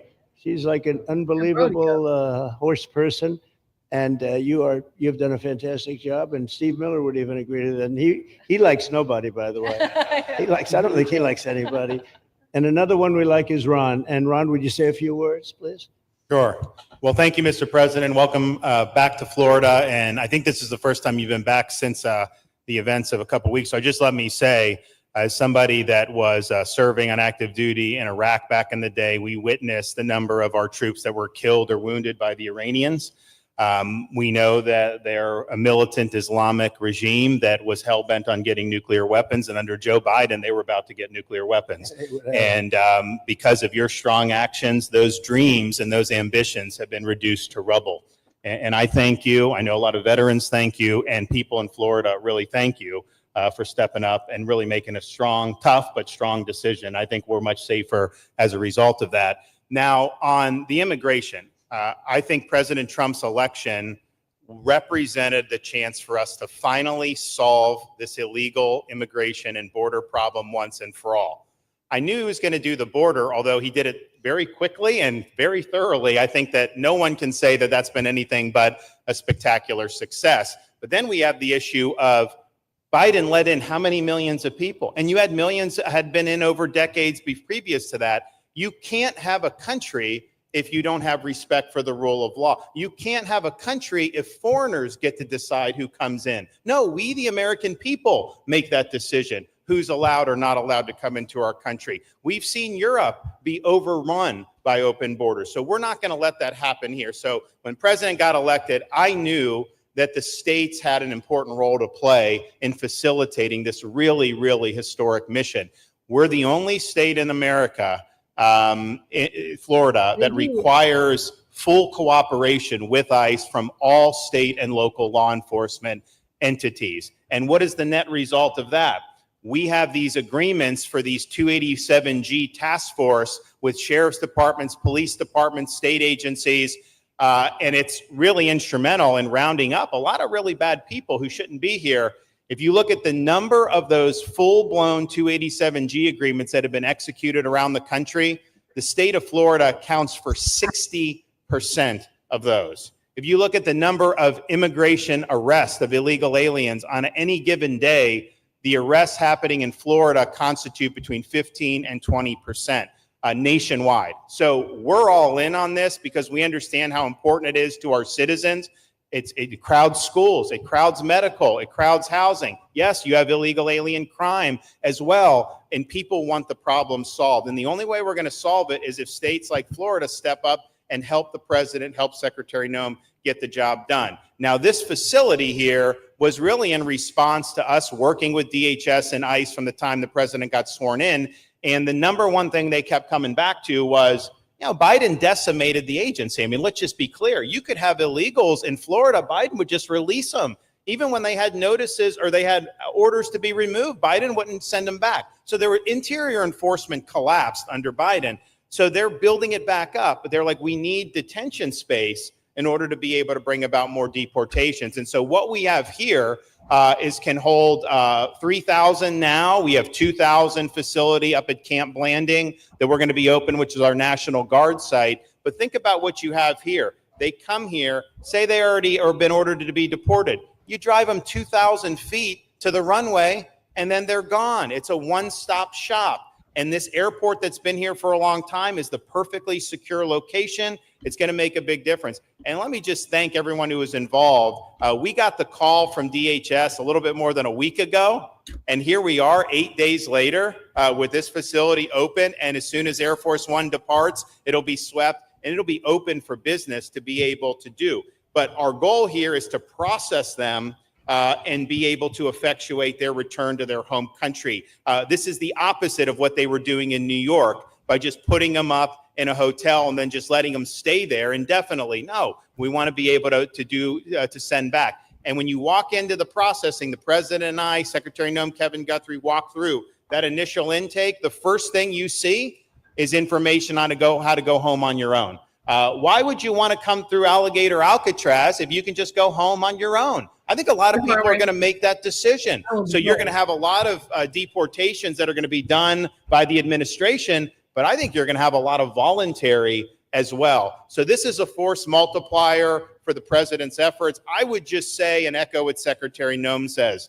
There is no reason why other states can't be doing it. And I know Louisiana, Texas, a couple of them, but we've got if only the red states did this, they would be able to expand their capacity by tens of thousands, maybe 50, 100,000 on a given day. That's how you really start to make a difference. And so we're proud to be able to partner with the Trump administration on that. Mr. President, thanks for coming down. I think you highlighting this is going to move the needle in a big way throughout the country. And I think it's going to help all of us achieve the really big results that I think our voters want to see. Thank you. Great job. Thank you, Mr. President, for the opportunity. My name is Kevin Guthrie. I'm the Executive Director of the Florida Division of Emergency Management. And I'd also like to thank President Trump, the Department of Homeland Security Secretary Noem for joining us here today and for their continued support. I want to thank first by thanking the man to my right, and that's Governor Ron DeSantis, whose bold leadership and swift action made this project possible. With make no mistake, this facility would not be standing here without the president, the secretary, and the governor's vision and determination to uphold the rule of law. Florida is and will always be a law and order state. Even before the president took office, the governor made it clear that illegal immigration would not be tolerated in the state of Florida. When the president and the secretary asked Florida to help, the governor empowered our state and private partners to work collaboratively and deliver real results on a rapid timeline. The Florida Division of Emergency Management is best known for leading the nation in hurricane response and other natural disasters. We understand how to act fast without bureaucracy in the face of any emergency. Our teams built roads in 8 hours, bridges in 3 days, base camps in 72 hours, and full causeways in 2 weeks. Getting things done quickly, efficiently, and correctly is at the core of our mission. We simply just want to be the best at what we do in the nation. When the governor called me, and we answered, and we were proud to bring our logistical expertise to the table. We know how to set up base camps for guardsmen, first responders, linemen, volunteers, and other aid sources, and distribute that in a matter of days before a storm. We're able to translate this knowledge to what we did here at Alligator Alcatraz. Florida has put the best teams together who check their individual logos and egos at the door to get this done. Not just for you, Governor, but Mr. President, for you as well. There are over 13 different vendors that came together to get this solved in 8 days. Truly a whole of private sector partnership to get that done. Behind you on these boards, in only 8 days, we have built a fully compliant detention facility with a detainee capacity of up to 3,000 people, with room for additional capacity if you asked us to do so. The detention facility includes over 158,000 square feet of housing and is a fully aluminum frame structure rated for winds of 110 miles an hour or a high-end Category 2 for those people that don't think that we're taking that into consideration. This is Florida, by the way. Power supply is fully redundant with backup generators in place. We've put a staff village here on site with a capacity of 1,000. Our services are hot meal 3 times a day, 24/7 medical facility, pharmacy, air conditioning, access to indoor and outdoor rec yards, legal and clergy support services, laundry. Our security element is over 200 security cameras throughout the facility, more than 28,000 feet of barbed wire, 400 plus security personnel to include 200 men and women, soldiers and airmen underneath Major General John Haas's command as the Adjutant General of Florida. And it's all surrounded, as you pointed out, Mr. President, by 10 miles of beautiful Florida Everglades. Contingencies, as with all state correctional facilities, we have a hurricane plan. We will not wait for a Cat 2. We will follow our normal evacuation procedures as we do for any other facility statewide in our great state of Florida. We have on-site fire and EMS resources so that we do not we don't burden the locals with any type of response. All in all, sir, this has been a perfect state logistics exercise for this hurricane season. Everything we did here in the last 8 days, God forbid, if we have a hurricane, we're going to do it again. This was a dress rehearsal for us, and we are ready, willing, and able to support you, sir, the governor, secretary, and everything that you need us to do. Just a week ago, it was a taxiway and a runway, and now is a fully functioning facility. We are happy to support you, Mr. President, Governor, Secretary. Fantastic. Thank you.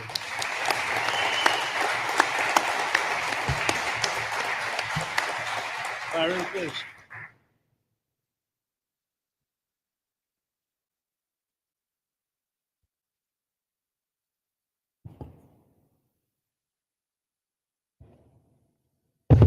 There we go.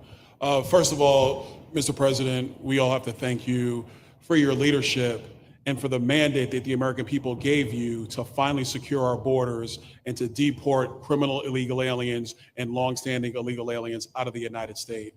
That is a mandate given to you by the American people. I know Secretary Noem, Stephen Miller, Governor DeSantis, myself, on behalf of the other members of Congress in the Senate, and of course here in Florida, we are behind you 100% in that mission. To the governor, I really appreciate you and commend you for your leadership on this, taking swift, decisive action to building this facility. One of the things that has occurred because of the work you did earlier this year with the legislature is that our sheriffs are out there every single day. They are arresting these criminal aliens in our streets, and they're seeing some backlog in their jails. So this facility primarily goes to address some of that backlog and then to help us fulfill the mission that the president has led us to. So Governor, thank you for your leadership and thank you for your decisive action on this. It really does mean a lot to all the people of Florida, of course, the people of the 19th Congressional District. Secretary Noem, I mean, what can I say? The president's right, you're double tough. So we appreciate all your leadership. You and Tom Homan have been doing a great job. And I'm actually going back to DC after this because we have to vote on one big, beautiful bill in the House. We have to get that to the president's desk so we can get you the resources that you need to fulfill the mission that the American people have asked us to do. I totally agree with what Mr. Guthrie has said. This is a logistical marvel when something like this occurs. We've seen Florida Department of Emergency Management answer the bell time and time again. The governor has said we need to accomplish this, and DEM gets that job done. And we had a side conversation about, I know there were some concerns. People were like, well, what happens if a hurricane comes? What happens if this happens? And I looked at Kevin Guthrie and I said, you already have a plan, don't you? And he goes, of course we have a plan. You know that we do. This is what Florida does, Mr. President. And so I want to commend you for your leadership and your vision on this. Governor, thank you for all that you've done with your vision and determination. Secretary Noem, we're going to get the bill done so you get the resources you need. See you, sir. Thank you very much. Oh, thank you. Wow. Thank you. You know, I'm waiting, listening to these wonderful words, and they are music to my ears, but I was also wondering how we're doing, because I know this is prime time. It shows that I care about you because I'm here and I probably should be there, but we do care. Thank you very much. James, please. We're all happy now, James. Yeah.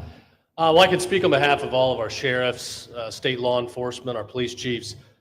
We are going to continue to make arrests, our pedals to the metal, as many as we can. We want to fill this place up. The governor and Kevin have shown they can build bridges in 3 days, so why not some detention facilities? Hopefully there's more to come. And you really kind of were the inspiration for this. We like the idea of reopening the original Alcatraz. I don't know if that can happen or not, but we thought, hey, we've got our own natural Alcatraz in the middle of the Everglades. Great runway, great perimeter. So let's make it happen. In Florida, we walk the walk, and we will deliver for all of you. Thank you. Well, I heard you were responsible for the locational pick, and you cannot have picked a better location. I said, whoever the hell made this choice, I know you take it a little heat from some environmental groups, but I take it all the time, and that's an honor. But I heard you were very responsible for that choice, and that was a big choice. Thank you very much. Great job, James. Thank you. You want to finish over here, and then we'll go over here. We'll go back and celebrate the big, beautiful bill that you just got passed. You sure that's right? Right, Brian? Yeah, all right. Wow, good. He's doing a good job. Yeah, right. Wow. Mr. President, first of all, I just want to say how grateful we are that you're back here in your home state of Florida. You've been doing an amazing job, not only at our border, but around the world, keeping this country safe and Americans. We are grateful for your leadership. God had a plan for us, and it was Donald Trump. So thank you for that. As a member of the Immigration Board and as the Commissioner of Agriculture of this state, I've been happy to help lead with the governor and the rest of the cabinet on this issue. We're very proud Secretary Noem's here today and others to represent not only the United States in our efforts to make this commitment to keep our citizens safe, but we're going to continue in Florida to remove the barriers to have your vision come true of a safe United States. We're going to get these illegal criminals out of this state, and we really appreciate you and your leadership in this effort. So thank you for being here. Thank you very much. You're doing a great job, too. Thank you. Thank you, Mr. President. Joe Gruters, State Senator. I'm a member of your Homeland Security Advisory Council, your Vice Chairman. Thank you for that appointment. And thank you for coming back to Florida and everything that you do. Every single day you are delivering on the promises that you promised to us at all the events you've done throughout the years, but specifically this last campaign. You deserve all the credit for everything, and you are surrounding yourself with incredible people like Secretary Noem, Stephen Miller. And just like your big, beautiful bill here in Florida, there was a lot of commotion about our immigration bill. And we had 3 B's in that: beds, badges, and bad guys. And this goes right along with our beds and the resources. And I give the governor, Ron DeSantis, a lot of credit for stepping up and making sure that we all work together, because at the end of the day, even if sometimes there are skirmishes, as a result of the back and forth, we ended up with a better bill and we all win. And what we're doing here in Florida hopefully will happen all across the country. You've done, your leadership is amazing. Keep up the great work, and just know that Florida loves President Donald J. Trump. Thank you very much. Appreciate it for a long time. Appreciate it. By the way, Okeechobee is something that we did together also, and that was a lot of money spent. I hope it was well spent. I know we did a Rolls Royce job, but it's a lot of money that we spent out there together. And how is it going? You can delegate that to us, because we move faster than the Army Corps. Good. So we will finish that reservoir. Good. If you delegate it to us, I'll get it done and much quicker. Oh, I would do that. Yeah. I'll tell you, let me ask myself permission. Permission granted. Go ahead, get the thing, get it complete. You want to do All right, that? we're gonna go talk to the Army Corps then after this. Good. You can move faster, actually. Please. I think it, no, sir, just first on behalf of the men and women of ICE, we just want to thank you for allowing us to do our job again. You know, your vision and under Secretary Noem's leadership, this is what the American people want. And I hope that you see great results of what we're doing out there every day, getting the worst of the worst out of our communities. Because of you and Secretary Noem, I have the privilege to lead one of the most premier and the finest law enforcement agencies that we do have in the United States. And the men and women of HSI and ERO Miami do incredible work, like you highlighted. And with the governor and the state of Florida, the partnership in Florida has been amazing. The 287G program is only going to help us to identify all those known gotaways and get the worst of the worst out of the neighborhoods. And through our Homeland Security Task Force, we are going to make America safe again. So thank you very much to both you and the Secretary. Thank you, Todd. Great job. Really great job you're doing. Thank you. Please. Good morning, Mr. President. Thank you so much for coming. Again, as Garrett Ripa, I'm the Field Office Director for ICRO here for the Miami Field Office. Incredible collaborative work we've been doing together, working with the state, working with our local partners. And again, just the 287G is going to open up that aperture and allow us to get those bad hombres off the street and get them into this facility. And we're looking forward to it. And again, just appreciate all your support. Thank you. Always thank you. You've always been so great. Thank you very much. Please. Good afternoon, Mr. President. On behalf of Air Marine Operations, my name is Andres Blanco. I'm the Executive Director for Southeast Region. AMO continues to execute and support your executive orders. Air Marine Operations brings a unique capability, both in the air and the maritime domains. And in partnership with our Border Patrol, OFO officers, and ERO, we continue to conduct effective operations, both interior, along the border, and along the maritime approaches. Thank you very much. Good job. Good afternoon, Mr. President. Jose Figueroa. I am the acting special agent in charge for Homeland Security Investigations here in South Florida, and our office covers from Key West to Fort Pierce. Tremendous collaboration here with the state and our federal partners. HSI is conducting criminal investigations into TDA, MS-13s that are involved in human smuggling, sex trafficking of minors, and we will continue that effort with your support. Governor DeSantis, thank you very much for this facility. Looking forward to continue the great work. Thank you. Thank you very much. Steve, would you like to say something? Our star. Thank you, Mr. President. I just want to say on a personal note, getting to watch what you've done over the last 5 months to deliver on a 50-year hope and dream of the American people to secure the border. When President Trump came into office on January 20th, the United States had endured the largest wave of illegal immigration in human history. Not just American history, human history. And within just a few days, President Trump, through his strength, leadership, diplomacy, and vision, achieved the most secure border anyone in the world has ever seen. When we recently went overseas to the NATO summit, I had senior staff in foreign governments come up to me and ask me how he achieved the Trump miracle on his border and could that be replicated in their countries. For individuals who don't work in this space, to have 0 successful illegal entries in an entire month should be an impossible achievement. There's a 2,000-mile border with one of the poorest countries in the world, and you have open travel from 150 countries into Central America and South America. There are 2 billion people in the world that would economically benefit from illegally coming to the United States. And through the deployment of the military, through the deployment of novel legal and diplomatic tools, through the building of physical infrastructure, through the empowering of ICE and Border Patrol and the entire federal law enforcement apparatus, President Trump achieved absolute border security. And now, once this legislation is passed, he will be able to make that with those resources permanent. Watching what you've done, sir, has been one of the honors of a lifetime. I'm proud to be able to play any role in it. And what President Trump is going to achieve next with the resources in this bill will make America safer, stronger, freer, more sovereign, and more prosperous than it has ever been before. Thank you, sir. Thank you, Steve. Thank you. And the bill is going to be great for Ron. It's going to be great for Florida too. There's a lot of set-asides for Florida. Some of the things that you wanted to do. And so it's great news to hear that it was approved. Do you want to take a few questions, Ron? We'll take a few questions from these. Yeah, please go ahead. Yeah. Thank you, Mr. President. Given the likelihood of the One Big Beautiful Bill passing, and we look forward to the success of this facility here, how many more facilities like this do you feel that the country needs in order to enact your agenda of mass deportations? Well, I think we'd like to see them in many states, really, many states. This one, I know Ron's doing a second one, at least a second one, and probably a couple of more.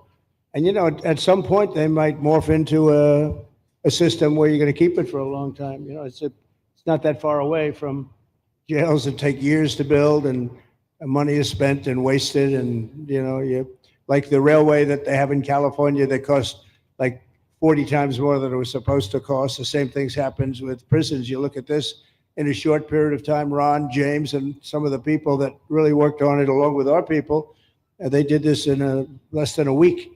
And you look at it, it's incredible. The incredible thing is picking the site, because the site was one of the most natural sites. It might be as good as the real Alcatraz site. You know, it could be. Oh, that's a spooky one too, isn't it? That's a tough site. But so I think it could last as long as they want to have it. I mean, you may morph this into, you know, your prison system, frankly, which I know you always need, unfortunately. I'd like to say, you know, a little controversial, but I couldn't care less. We have a lot of bad criminals that came into this country, and they came in stupidly. It was an unforced error. It was an incompetent president that allowed it to happen. It was an auto pen maybe that allowed it to happen, and it did happen. But we also have a lot of bad people that have been here for a long time. People that whack people over the head with a baseball bat from behind when they're not looking and kill them. People that knife you when you're walking down the street. They're not new to our country. They're old to our country. Many of them were born in our country. I think we ought to get them the hell out of here too. You want to know the truth. So maybe that'll be the next job that we'll work on together. But I think getting them out, you know, we forget about them. We had some bad accidents in New York. And they're not accidents. They were done very much in purpose. People being pushed into a subway just before it arrives, going 40 miles an hour. And they're 10 feet away from where the thing is, to get pushed right into the face of the subway train, get whacked and killed. These are sick people. I'd like to get them out of here too. Yeah, please, go ahead. White shirt, glasses. Julio Rosas, Blaze Media, sir. A couple months ago, I ran into former DHS Secretary Mayorkas, and I asked him a couple questions about his disastrous handling of the border. He didn't like my questions. But the number one question that I heard from people in responding to my video was, why hasn't he been arrested yet?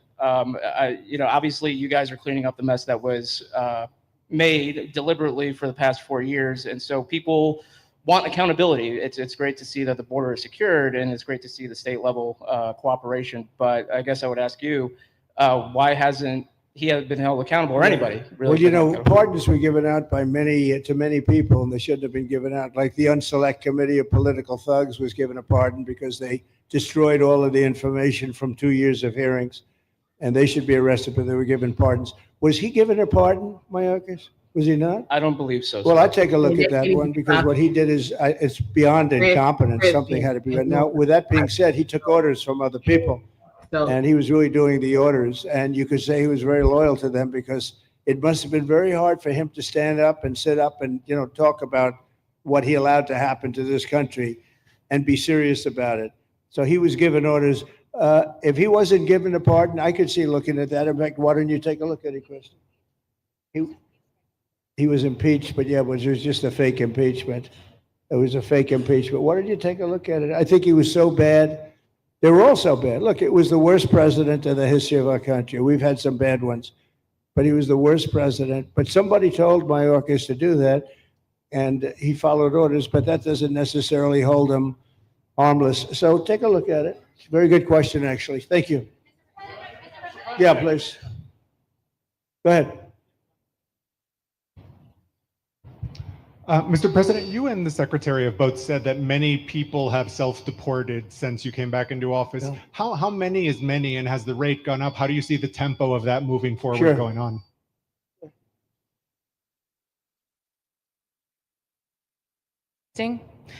We have had several 100,000, but also we have many that have self-deported, not even using the CBP Home app. When I have gone to these other countries to negotiate security agreements and information sharing on criminals, who's coming and going into their countries, they report that hundreds of thousands have come home that weren't on our radar, that they are coming home on their own and self-deporting because they want the chance to be able to go back to America someday. So we believe it's over 1 million, possibly more than that. I'm asking all of those countries for their information on what they have of individuals that may have returned home, that they have taking advantage of their programs to help them become a part of their civilization again too. So we know it's over 1 million, but we have to, I'm getting more information and that number will grow.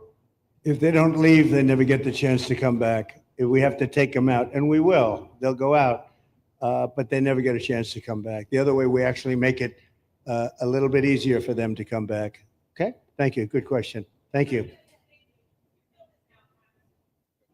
The bill is now passed in the Senate, but we are already hearing from some Republicans in the House who say they cannot get on board with the changes that were made to the bill in the Senate. What is your message to those holdouts? Well, I just heard that about the Senate, and the bill just passed, and it tells you there's something for everyone. I mean, it's a great bill. There is something for everyone, and I think it's going to go very nicely in the House. Actually, I think it will be easier in the House than it was in the Senate. And just to be clear on the Medicaid cuts, you've promised not to cut Medicaid, said this is all just targeting waste, fraud, and abuse. Are you saying that the estimated 11.8 million people who could lose their health coverage, that is all waste, fraud, and abuse? No, I'm not saying that. I'm saying it's going to be a very much smaller number than that, and that number will be waste, fraud, and abuse. And if you look, they took a much more liberal stance on the Medicaid situation than they could have. They had a tough stance and a weak stance. They took not a very strong stance on that to start off, and it's waste, fraud, and abuse, and everybody wants that covered. What number is that? What analysis are you seeing? I'm not seeing a number, but I know it's much less than the number you gave. And we really were very, very cognizant of three things. Social Security, we're going to take care of it beautifully. Medicare and Medicaid, and we are going to save it, whereas the Democrats are going to, you won't have it. They will destroy Medicare and Medicaid, and they have to because their numbers don't work. So it's not going to happen. They're the ones that have destroyed Medicare. They have made it so bad already, they're going to make it a lot worse. But now we'll be in charge, so we're going to have no problem with Medicaid or Medicare or Social Security. Thank you. Yeah. Claire Gall with Wink News in Fort Myers. What is your direction to ICE when it comes to arresting farm workers here illegally, other workers in industries that are pretty critical to Florida's economy? Yeah. Well, we're very much cognizant of that. And as you know, I won the farmers by 92%, and I'm not going to be abandoning my farmers. We were strong on the borders, but we're also strong for the farmers and for others in the hotel industry, et cetera. You know, we have similar situations. And Christy and I, and we'll be working with Ron and a lot of the states. We're going to work something where the farmers can be responsible for some of the people that have, and they have people around for 10, 15 years that they know very well. We're going to put them responsible and we're going to issue a form of a card or document, and the farmer is going to be responsible for these people. They're not going to have citizenship, but they'll be working, they'll be paying taxes. We need to get our farmers the people they need. Otherwise, our farmers aren't going to be able to do their land. You know, it was tried once before, many, many years ago, where there was a very strong guy, and he got everybody out, and every farm almost in the country, but every farm in California, every farm in Iowa, almost all the farms went bankrupt. They had nobody to work, and we don't want to have that situation. So we're going to work it. We're going to put our farmers and others in charge of the people that they have under them. They know the people, and I think it's going to work out really well. We're going to take care of our farmer, but we're going to get the criminals out. Okay? Yeah, go ahead, please. Thank you. Mr. President, how do you respond to critics who fear that a 3,000-bed detention center and the waste that that could produce will pollute the surrounding federal protected land, including land that both administrations have invested billions of dollars in restoring? Well, I was one of those that invested billions of dollars and hundreds of millions of dollars right here in the Meadowlands, but in the Everglades, but and the Meadowlands too in New York. If you look at what we did up there, speaking of the Meadowlands, a lot of places like this, but this is a very unique one. One thing I'll say about this land, we'll be gone a million years and this land is still going to be here. It's not going to be much different. You'll have the water moccasins, you'll have the alligators. You may not have people, but you're going to have all those animals. They're going to be around, and you got plenty of them out here. I think it was a brilliant choice, and I think almost anybody in his or her right mind would say this was a brilliant choice. I give the governor a lot of credit for using this piece of land. And in addition to that, it's on top of something that was already developed. It's an airport. You know, you have the runways, you have the, so it's already been developed. So it's not like you're dropping dirt right into the thing. There was zero movement of that. That was done many years ago because the airport's very old, but it was an abandoned railroad, an abandoned airport. And frankly, it's like perfect. And you can do expansion on this site substantially without doing anything. So the people, I heard them complaining about the Everglades. There's no, I don't think you've done anything to the Everglades. I think you're just enhancing it. This was already here. How long has the airport been here? Decades.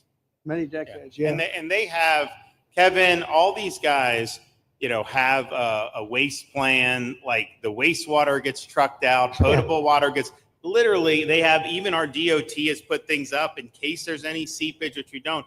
So you are literally doing this on concrete that's already here. So I don't think those are valid and even good faith criticisms, because it's not going to impact the Everglades at all. President's been a champion. We've been a champion, really changed the game in Florida on it.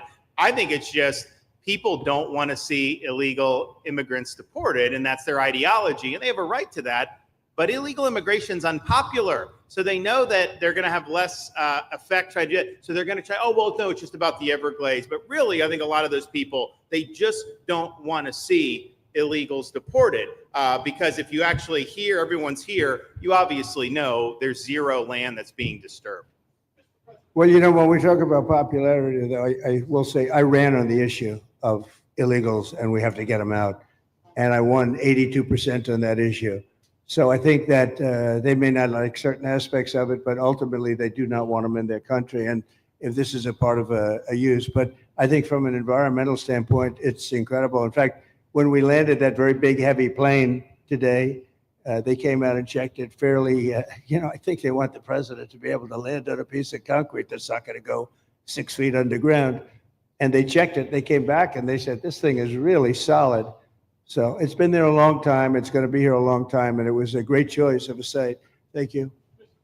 Yes, please. Brian, go ahead. Yes, sir.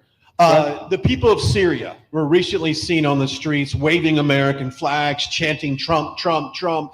They're so appreciative of the economic sanctions that was lifted on that country, giving them a little bit of hope for prosperity. You want to comment on that?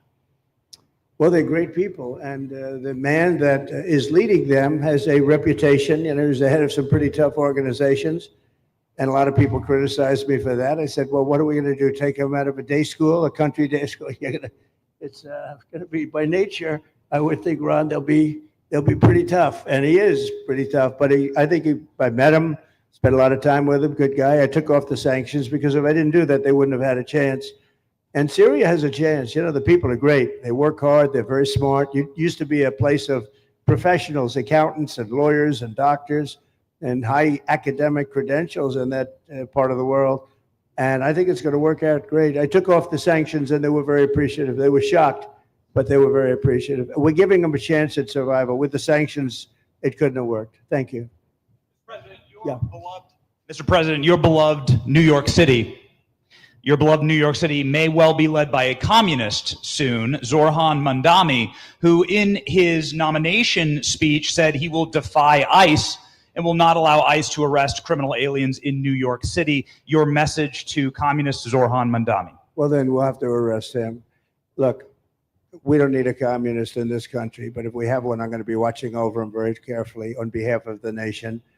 We send him money. We send him all the things that he needs to run a government.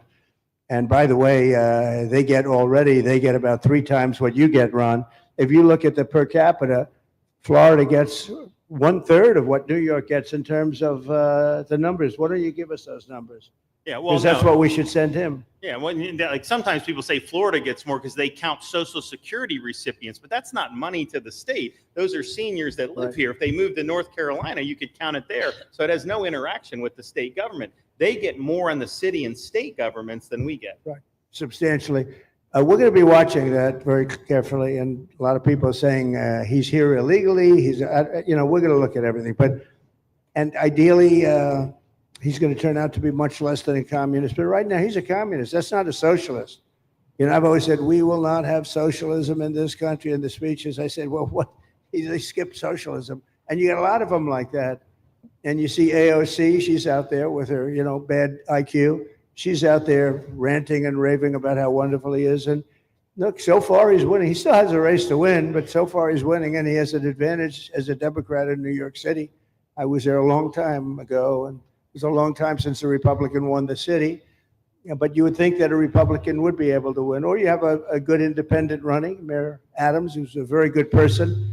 I helped him out a little bit. He had a problem, and he was unfairly hurt over this question. He made a statement to the effect that this is terrible. New York City can't have all these immigrants come in. And like he was indicted the following day. And I said, that was a phony indictment. And it was a phony indictment. That was a Biden indictment. I said, don't feel bad. I got indicted 5 times every time you opened your mouth. That was a bad group. That was a very dangerous group, I will tell you. These were not nice people. That was the only thing they could do. They had no policy. They had no skill. They had no anything. But they were very good at that. They were vicious, horrible people. Thank you very much. Yeah, please go ahead. Anna Giratelli with Washington Examiner. Governor DeSantis has proposed using National Guard, deputizing them as immigration judges to get through this massive backlog of people in the immigration court. Would you be open to that? Yes, he has my approval. Okay. That wasn't too hard to get, was it, Ron? He didn't even have to ask me, James. You didn't even need James to ask me. He has my approval, okay? Good. I also like what he's doing in Okeechobee. He has my approval for that, too. I don't know how we work that out, but we'll work it out. We'll follow up. Go ahead. Please. President Trump, Jake Stofan with Action News Jax from up in Jacksonville. There's some talk about a facility similar to this up in Camp Blanding. Has that been approved by DHS? If not, what's the timeline? When could we see ground break on that? Well, I'll ask Ron or James to talk about it. Do you want to mention it, James? The overarching plan, I think the secretary has said she supports the whole plan. So you guys are going to keep going. Yeah. So, Mr. President, just specifically the response for proposals is out for that today. It closes, I can't even remember what day of the week it is, but it closes on Wednesday at 5 o'clock. Then we will do notice to proceed. So I would say right after our wonderful Independence Day, we will be starting construction there at that facility. You have another big runway there too. That's great. Wow. Well, I love these runways. It's very convenient, I must say. Having a runway is a nice thing. Today, you don't get runways approved. I will tell you, it's tough to get a runway. Although in the age of Trump, you get them approved fast. We're approving massive electrical bins, what they call them bins, but big electrical facilities for all of the factories and the AI that's coming in. They're going to build their own electric. They're going to be really, they're going to be made into electrical providers. They're going to have a lot left over. They'll put it into the grid. I think, they're going to end up doing so much. They'll put it into the grid. Won't even cost anything from their standpoint. But so we have a lot of that happening. We get approvals fast. But I was just saying runways are hard to get, but We'll get them now, but in the past, I would say over the past 30, 40 years, when you could get a runway, that was considered gold. Okay, please, go ahead. Go ahead. Sure.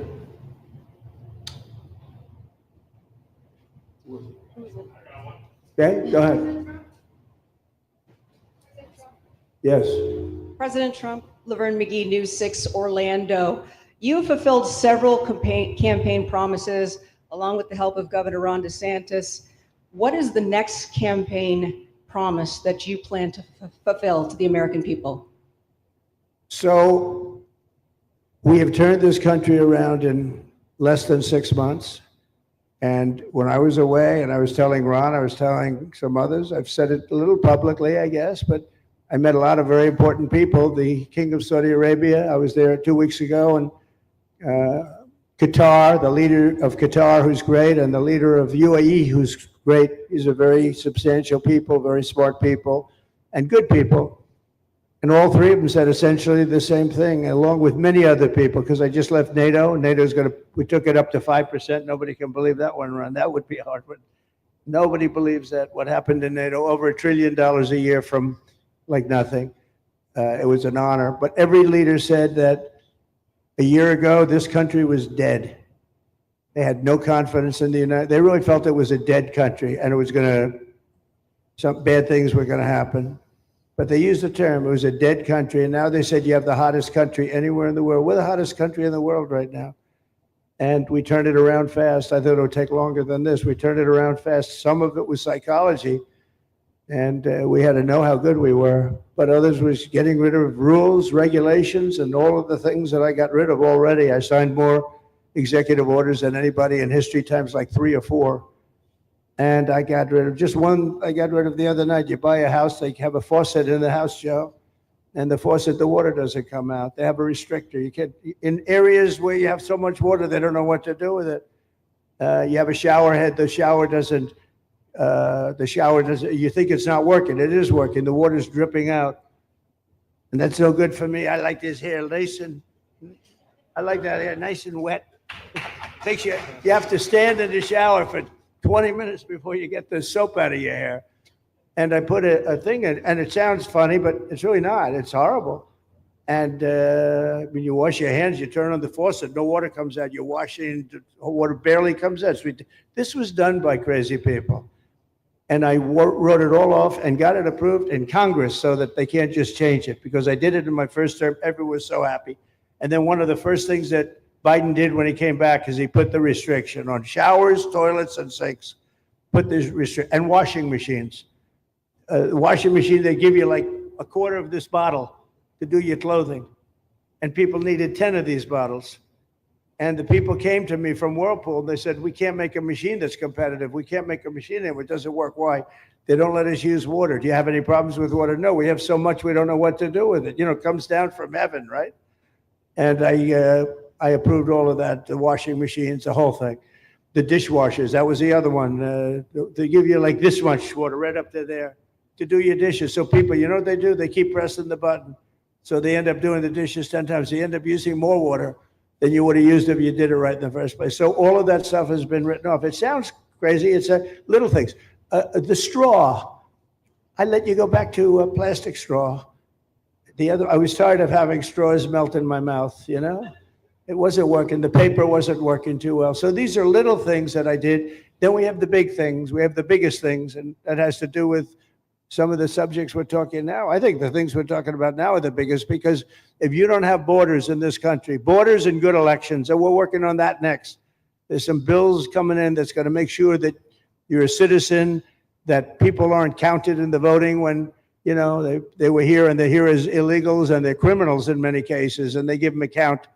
And you end up with extra congressmen. We're going to work on that. We're going to straighten that out next. That's going to be easy compared to what we were doing. But we did the big things too.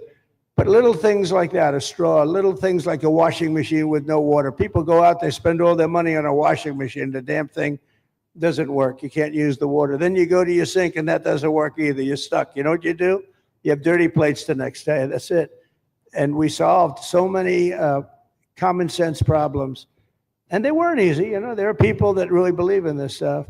But, you know, most states have so much water, they don't know what to do with it. And Look at North Carolina. I mean, they had a lot of water, and they have to get restrictors on their, on their kitchen faucets. So we're very proud of the things we did, and we're going to do a lot more of them. Yeah, please, go ahead. Guy's in good shape. It's Eric Bowling. How you doing, sir? Something we've talked about for, I'd say, better part of 20 years. I think it's something near and dear to your heart, energy, our energy security. Under Joe Biden, average price of oil for the 4 years was about $79 a barrel. He drained the SPR halfway down, promised to replenish it, never did. Right. Under you, first term, $53 average price for 4 years. Biden was $78 for 8 years. It was never refilled. The question is now it's $64 or so. Yeah. What coming down rapidly. Coming down, and what a great opportunity to fix another one of Joe Biden's problems. One of the things he broke in America, giving us the energy security of an emergency SPR. Sure. Fill it to, maybe even go beyond and fill it to 1 billion barrels this time at a much cheaper price. Thoughts on the energy sector? So it holds 77 million barrels, and we had it up to the top, if you remember. And I was proud of that. And I made a deal to buy it at the lowest price of oil. It was a good deal, good instinct. And we filled it up. And when he came in, he started using it to keep oil prices down because he blew our energy policy out. Energy and his bad spending is what caused inflation. So now we have no inflation. Gasoline just hit $1.99 today in 5 states. $1.99, isn't that a nice sound? It was up to $4. And going up to 5, 6, and 7. In California, it was $7.70. But we just hit in five states, $1.99, $1.98. And it's coming down to that level. So that'll be a big thing. And one of the reasons the prices and costs are going down when you go to the supermarket, because I said I was going to get costs down. We're getting the costs down. Food is coming down. When I came out, I'll give you that, my first week, if you remember, I had a lunatic reporter screaming at me saying, eggs are going through the roof. What are you going to do about eggs? I said, I just got here. I didn't know anything about eggs. I had to call you. I said, look, I just got here. Tell me the problem. Well, they're doubled in price and they're going to be 5 or 6 times higher. They were right, actually. I said, let me work on it. And now we have eggs down to the same numbers it was when I first came in. We lowered the cost of groceries. A simple word like that, groceries, it was like almost a strange word. I hadn't heard the word in so long, but what could be more beautiful than the word grocery? And we have the prices way down. We have the energy way down. Energy brought the groceries down, if you want to know the truth. And, so we think we're going to get it lower, and we're going to fill up the it's called the Strategic National Reserves. I had it topped out, and this guy would use them every time before the election. He'd use them whenever they had an election. It was artificial. But believe it or not, as big as that are hundreds of millions of barrels of oil, all filled up at low prices. But it was really meant for wars, and it wasn't meant for keeping your prices down during a holiday so that somebody could get elected. But they used it, and they didn't bring it. The only mistake you made, they didn't bring it a little down. They brought it right down to the bottom. The thing is practically empty. They never filled it up. They never spent 10 cents in filling it up. And we'll do that. When the market is right, we'll fill it up. I want to fill it up when the market's right. Thank you. How about one more question? Okay, please, in the back. Dana Marie McNichol, Fox News Channel. Mr. President, is there an expected time frame that detainees will spend here, days, weeks, months? And does that have anything to do with the immigration judges you just spoke about being trained and staffed here? When you say, what was the first part of your question? Is there a specific time frame you expect the detainees to spend here, days, weeks, months? In Florida? Yes, here at Alligator Alcatraz. I'm going to spend a lot. Look, this is my home state. I love it. I love your government. I love all the people around. These are all friends of mine. They know them very well. I mean, I'm not surprised that they do so well. They're great people. Ron has been a friend of mine for a long time. I feel very comfortable in the state. I'll spend a lot of time here. I want to, for 4 years, I've got to be in Washington, and I'm okay with it because I love the White House. I even fix up the little Oval Office. I make it, it's like a diamond. It's beautiful. It's so beautiful. It wasn't maintained properly, I will tell you that. But even when it wasn't, it was still the Oval Office, so it meant a lot. But I'll spend as much time as I can here. My vacation is generally here because it's convenient. I live in Palm Beach. It's my home. And I have a very nice little place, nice little cottage to stay at, right? But we have a lot of fun, and I'm a big contributor to Florida, pay a lot of tax, and A lot of people moved from New York, and I don't know what New York is going to do. A lot of people moved to Florida from New York, and it was for a lot of reasons, but one of them was taxes. The taxes are so high in New York, they're leaving. I don't know what New York's going to do about that, because some of the biggest, wealthiest people and some of the people that pay the most taxes of any people anywhere in the world, for that matter, they're moving to Florida and other places. So we're going to have to help some of these states out, I think. But thank you very much. I'll be here as much as I can. Very nice question. With that, I'd like to just end by saying I want to thank Ron and James and all of the people that have done such a great job, all of your staff. Really fantastic work. And it really started with site selection. You can do a great job, but if you have the wrong site in real estate, you have the wrong site, you're dead. And this was a great site selection, despite what you may read in the environmental press. Good job. And this was an honor for Christy and myself and Steve and all of our people to be here. And I also appreciate the media. They've treated us very fairly. Over the last few weeks, I've been treated very nicely. And it's so unusual. I'm not used to it, but we've gotten great accolades. Brian, I want to thank you for calling out, because I was waiting here because I knew the vote was taking place and I'm answering questions, right? So I want to thank you very much and say hello to our friend. And I will see a lot of you. Thank you very much. We're going to make America great again. Thank you very much. Thank you. Thank you, brother. All right. So once they got started, they got started. All right, so y'all, we have our president, Donald Trump. We have Governor of Florida, Ron DeSantis. We got Byron Donalds. Hey, boo. Back there in the back, a bunch of other folk. They are, I don't want to say kicking it, but they patting themselves on the back for Alligator Alcatraz, as it is being called. That is currently the country's first 5,000 person detention center. This is currently in the Everglades down in Florida. This was previously a was this a hangar?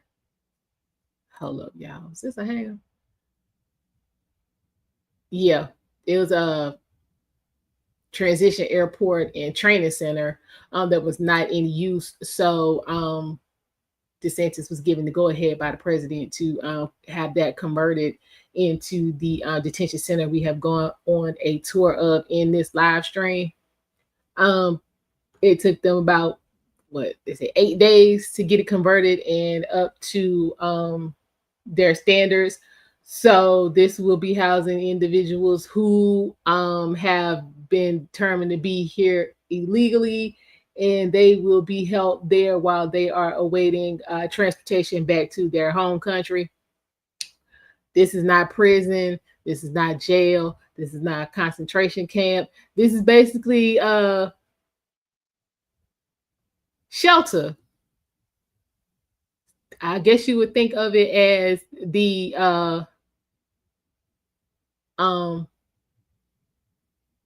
waiting area outside your terminal at the airport, because you're gonna get on the plane and you're gonna go on back to where it is you came from. Apparently, president during this address has given Governor DeSantis to go ahead to start on a second site, and they are hoping that this is going to be basically something that other states are going to adopt in their quest to increase deportation of peoples who are here in the United States in an illegal fashion. Yeah, they also said that parties who are here illegally do have the option of self-deportation, which means you can go ahead and go home, and you don't have to worry about going to Alligator Alcatraz.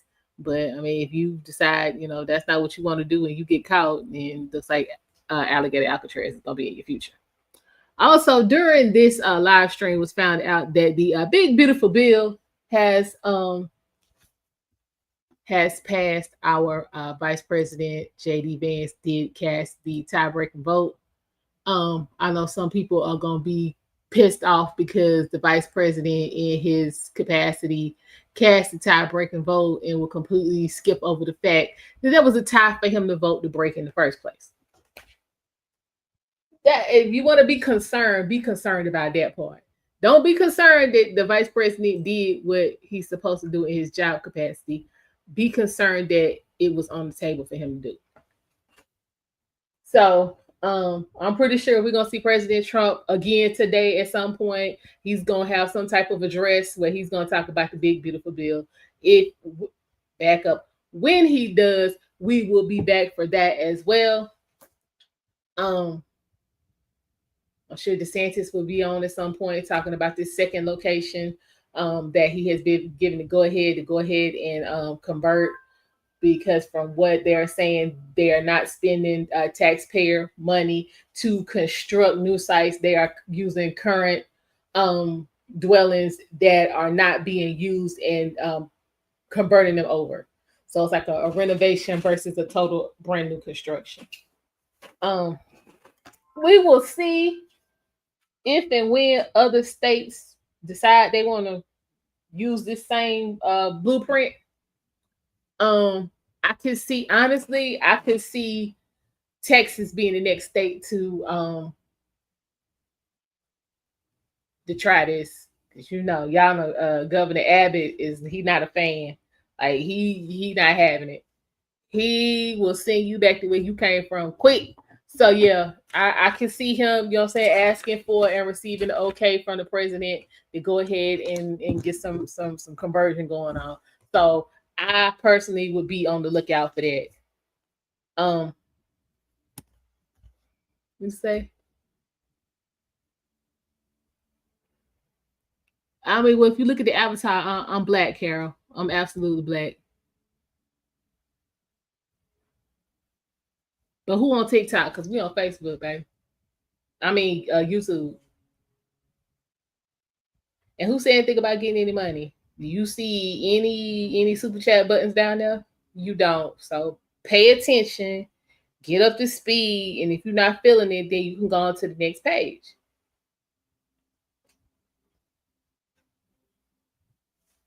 I'm trying to get to Mexico because I love to go there on vacation. But back to what the hell I was saying before goof ass people showed up.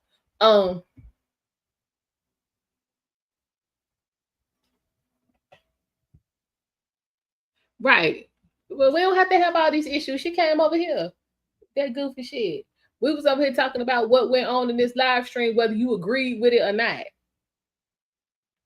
Alligator Alcatraz is essentially open for business. Ain't nothing I can do about that. Ain't nothing she gonna be able to do about that. Ain't nothing nobody who watching this live stream gonna be able to do about that. You have been on a full tour. If you was here from the beginning, 2.5 hours ago, you see what it looked like. They told you how it's gonna function and what's gonna be going on. They didn't ask you for your opinion on it. They told you what it was.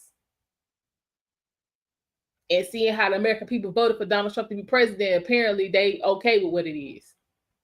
So what's the point of this? Still, I'm talking about, Eric. Exactly. You support Trump. You black and you getting what you voted for. Okay. And there's a lot of people who feel like that. But again, I came here to give y'all the information. It's open. There'll probably be some people up in there tomorrow.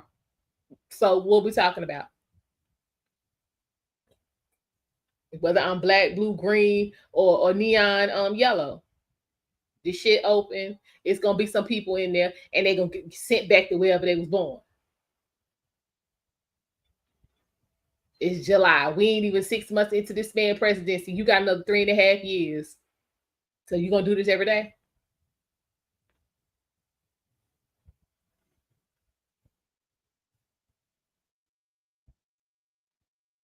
Like, get the hell over it. Some of y'all ain't got nothing to do, but I can help y'all out with that. Now, what was I saying? Yeah, Alligator Alcatraz. It's basically a prototype for what they're going to try to have going on across the country. 5,000 person detention center will be used to process and send illegal residents back to their homeland.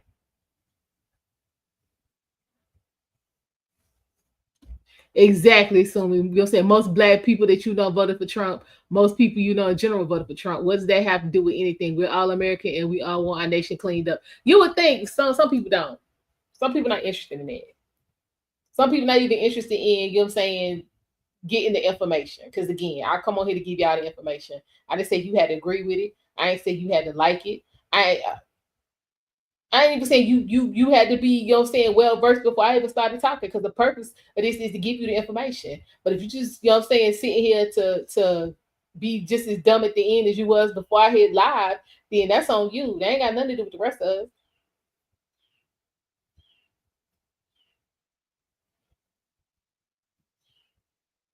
I think y'all always got comments.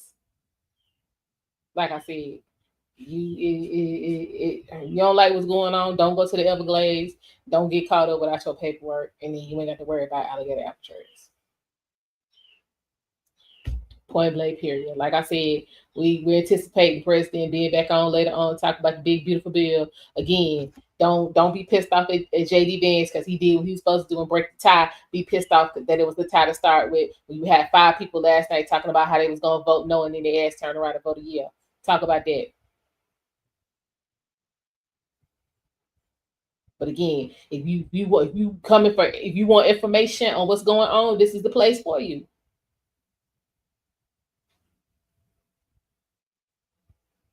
Oh, here we go about the damn Project 2025. Ain't nobody said nothing about that shit in 6 months. And here y'all come. Again, I thought, you know what I'm saying, as a black person, I shouldn't even be able to be on here giving y'all this information because I'm supposed to be somewhere with a damn sack on my back picking cotton. Remember? We supposed to be back in slavery. So how the hell I'm up here on YouTube talking to y'all? What's going on, Sel? How that happen? We supposed to be back in chain cell. You ain't supposed to be free to travel and spend time with your children and your wife and them. We supposed to be with that sack on our back picking cotton. What's up? Some of these y'all sit down and be quiet.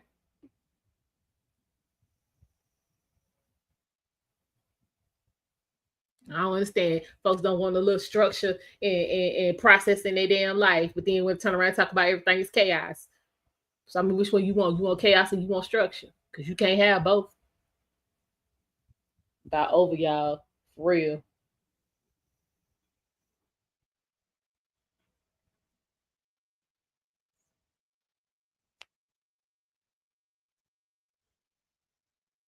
I'm about over it. I'm about over it.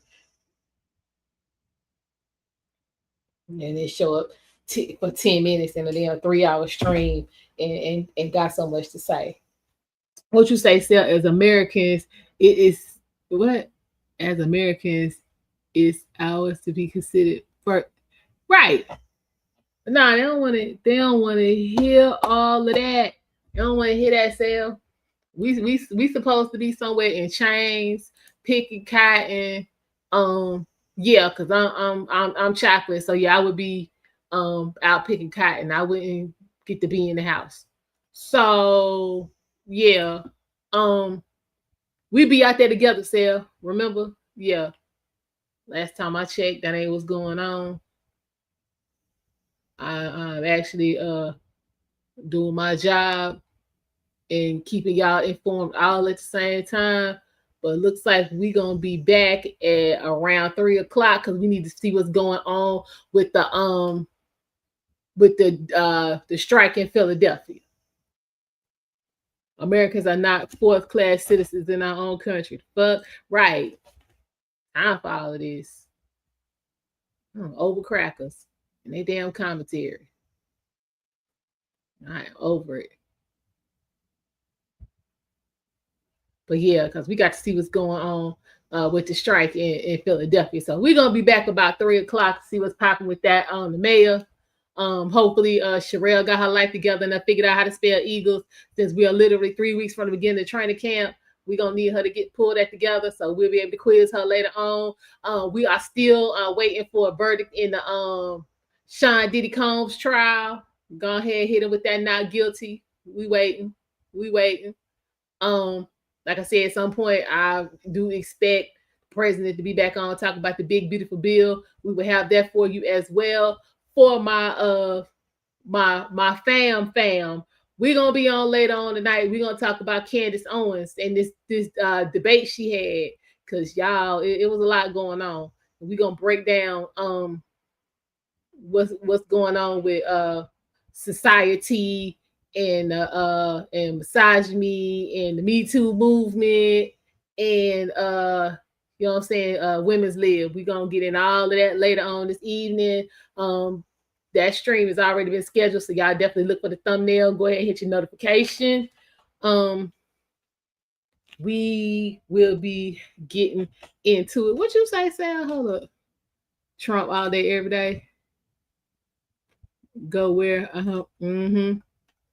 Yeah, which we said all leaders and their supporters, and yeah, I'm just saying, because I mean, it is what it is. If you want to be here, then do what you need to do to be here. If you don't want to be here and America's, you know, saying so awful, then find you somewhere else to go. Like, y'all got it.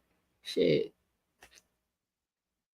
So get your lazy ass up and get to work. Look, we talked about that earlier, like in the beginning, we was waiting, you know, saying, for the president to get there. My thing is, you saying America's supposed to be the land of opportunity, the milk and honey, and this, that, and the fourth. And you know, if you come over here and put in the work, you can get what you know, say, get what you want and have the life you need. Then go ahead and put some work on it.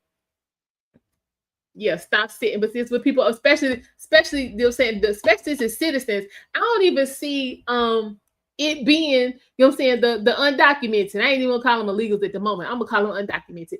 It's the citizens sitting around over here with their feet propped up, like, you know what I'm saying, child, if y'all don't go ahead and go to hell with all of that.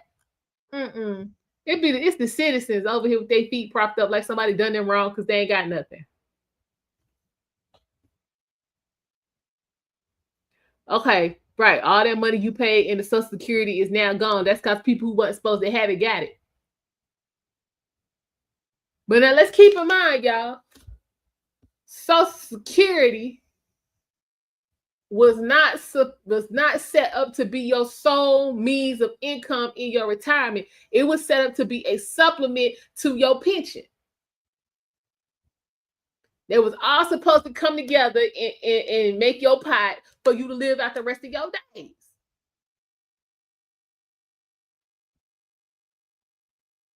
It wasn't set up to be a one-hitter quitter. And especially when you got, you know what I'm saying, folks ciphering off of it, they ain't supposed to be getting none. That's like you make black people. That's like you make some Kool-Aid, right?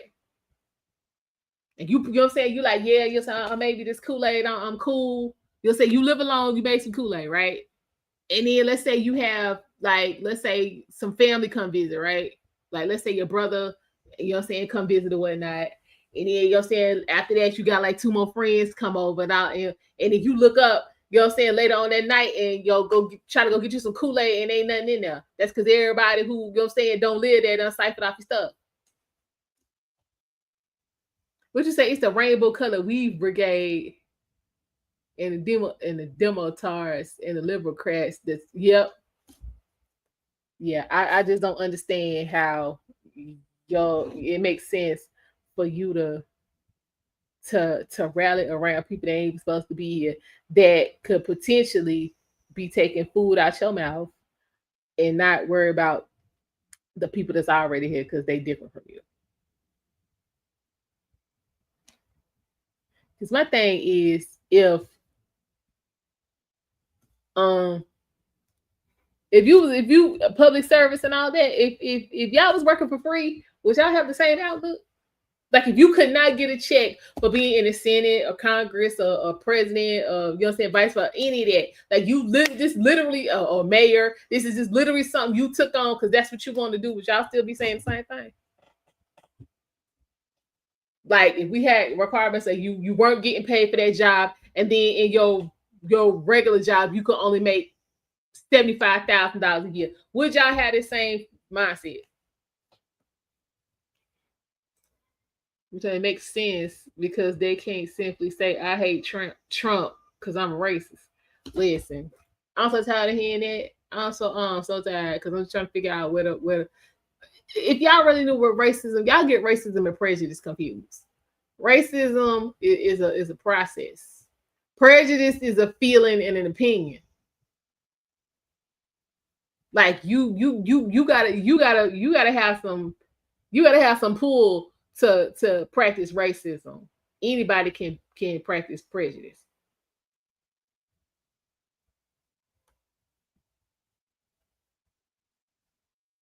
I don't like you because you black. I don't like you because you Mexican. I don't like you because you this. That's a feeling. That's an opinion. That's a choice. Racism is I'm not gonna give you this money for this house because you black. I'm not gonna hire you because you Hispanic. I'm not gonna let you do this because you Asian. That's racism. But you can only do that if you the person, you know what I'm saying, in power. But stupid is a generational curse, and look who's suffering from it the most. Child, tell it, Sel. Tell it. Tell it. What you say, Eric? Most people honestly don't have a legitimate reason on why they hate Trump. The shit don't make sense. I think I think a lot of the hatred is rooted in jealousy. And that's with anybody. Like, if Barack looked like his mama instead of his daddy and was doing the same stuff Trump doing, then it would be the same thing.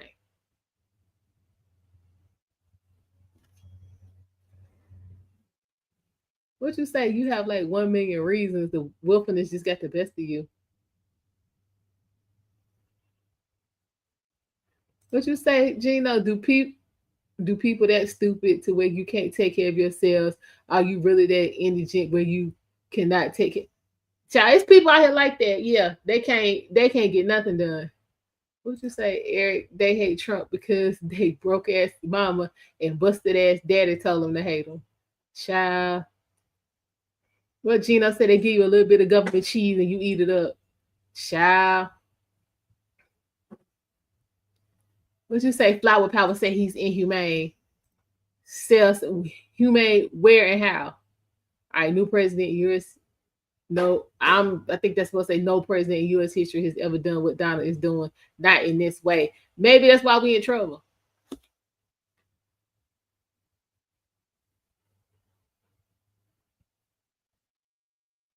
Maybe that's why we got these situations going on. Just because it hasn't been done before, that doesn't mean that's right. It just means it ain't been done before.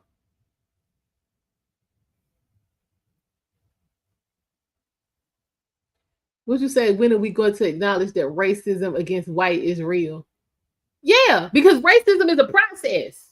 Prejudice is a feeling and an opinion. So if racism is a process, then that process can be used against anybody who ain't in a position to work the process.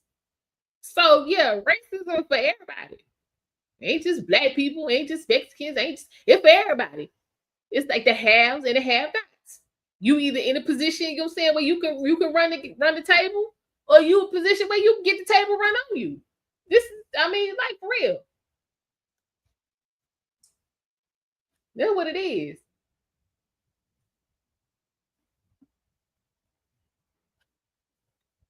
Thank you, Marilyn. I'm just saying that's what it is. What you say, Daniel? No one wants to talk about racism against white people. It's our BLM and immigrants. You know what? We don't even do BLM over here because that's the biggest scam. And that's because, you know what I'm saying, black people will be acting like the niggas act like they ain't got no sense. You can't support these actions. What actions? How many reasons do you want to tell you he's a liar, a crook, and he's a thief and a dummy that has no compassion? Child, he got to be the first dummy in history to get elected twice. Cellulite said, what did he steal? Someone said, I experienced racism by a black teacher as a teen. Anyone can be racist if they have a position of power over you in a way. Thank you, sir. I done said that 17 times. Thank you. That's exactly what that is. The real division is who's rich and who's poor. Exactly. I don't support Donald Trump. There hasn't been a single thing I could even possibly support. Okay, well, you need to, that says more about you than it does him. There's so few absolutes in this world. Donald Trump ain't one of them. Trust me.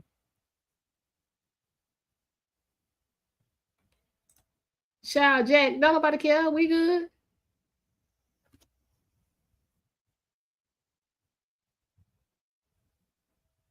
What's a good thing? I'm not selling anything.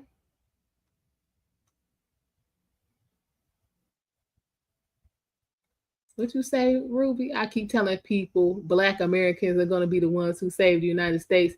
Black Americans are awakening. Exactly. And see, Ruby, you got a difference between Black people and ninjas. They different. You need the link, Sarah. Hold on. I got you. Let me get this to you real quick. Hold on. Check your IG. You know how this go. Because I'm sure you going to impart some wisdom on us. Hold on. I know you're going to impart some wisdom. We say, since Trump took over, everything from economic and geopolitical perspective has gotten worse. Sade is so not true. How so? It's called prejudice. Exactly. See, people get prejudice and racism confused, though. We say, I wonder who came up with the idea Alligator Alcatraz and who approved it. Well, we know Trump approved it. Or you talk about the name? That Trump being controlled by Israel. Okay. All right, Sarah, hold on. It's coming.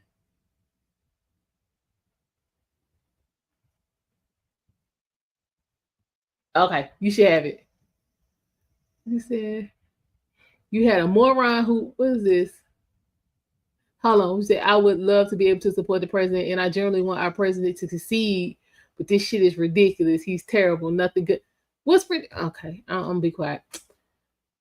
Jim says you had a moron who opened the border, took care of the immigrants, let them get away with crimes, meanwhile not taking care of the American citizen. Listen, if that's how you see it. I can't sit here and say that you the only one see it like that. What you say? Donald Trump is the first real American we've had as president in a long time. Okay. You should look at all sides before forming an opinion on Trump. Trump is doing a lot of good for the nation as a whole, but some things are a bit scary, like the AI regulations. This is true. But it just seems like we're not gonna be able to get around the AI, so we might have to get on it. Let's see. If you don't take your own country's homeless or illegal immigrants into your own home, you should not even be commenting on this. Child, his family don't be wanting in my house, so child, you can't just be showing up. Literally everything about the economy is worse than it was under Biden. I actually make more money now than I did under Biden. No wonder Trump has his lowest approval ratings of all time. You need to go back and check the numbers again because they have gone up. It has gone up dramatically. Okay, so Ray's Yeager want to know how black people gonna say how blacks are gonna say country. Hey, what up, though? What's going on? How you doing? Everything okay? Well, yeah, everything's good. I'm sitting back chilling with the family, just tuning in for a little bit. What's going on with you? Child, not much. I'm going through these comments because, child, it was a lot going on over there at Alligator Alcatraz today. Listen. Yeah, I heard that he about to get ready to put all them people surrounded by 10 miles of Everglades? Yeah, they dead smack in the Everglades. But the thing is people, you know what I'm saying, before it got started was, you know what I'm saying, hooping and hollering and crying, talking about why would you spend money, you know what I'm saying, to build this when they didn't. It was an old hangar and, you know what I'm saying, training facility for pilots. They just cleaned it up and converted it into this detention center. I can tell you why. I can tell you why, because for too long the demotards and the libercrats they have allowed illegal aliens and illegal immigrants into this damn country. I'm sorry, my bad, not to be cussing. My bad. Let me clean up. It's all right. We've been on long enough. Go ahead. Okay, cool. So it's been too long for the demotards and the libercrats have allowed illegals into this country without going through the proper channels or completing the correct processes to actually become citizens of America. Americans have been considered fourth-class citizens since the Democrats and the Liberals have been in charge. We see what happened when Biden came in, how all of the money, all of the resources, all of the everything was shipped everywhere else, but we was allowed to take in their refugees and all the people that they didn't want in their own country. And then now we got these fools waving their flag on our country soil, and we just looking like complete dummies. Let me just tell you straight up, as Americans, we should be considered first in our own country, regardless of the race. I don't know why people keep on trying to say, oh, it's about race, it's about this, about that. Listen, race ain't got nothing to do with it. It's just the fact that as a red-blooded American, why is it that you are being considered the underclass when it comes to these refugees and these immigrants coming into the damn country? This don't make no damn sense. Period. And then the other thing is people have illegitimate distaste and disregard for Trump. The Trump derangement syndrome within them. They don't even have they don't even have their own reasons why they hate Trump. They hate Trump because other people hate Trump who don't even have their reasons to hate Trump. So it's just like the monkey see, monkey do. You hate Trump, so I hate Trump, and I'm gonna teach the next person to hate Trump, and we all just gonna hate Trump just because. That don't make no sense. That sound like sheep. Oh, it's definitely sheep. It's absolutely sheep. And the funny thing is, as a black man, as a red-blooded black American man, I can just tell you straight up right now, y'all can go ahead and stop with this whole delusionalized ass shit of oh well, black America. Now listen, there's a difference. There's always a breakdown when it comes to what sectors of the black America is going on. To hell with Black Lives Matter. That was a sham and a scam and a falsity within its own degree. And we got more important things to worry about than some crack fiend getting knelt on in the middle of the damn street. You ain't black unless you vote Biden.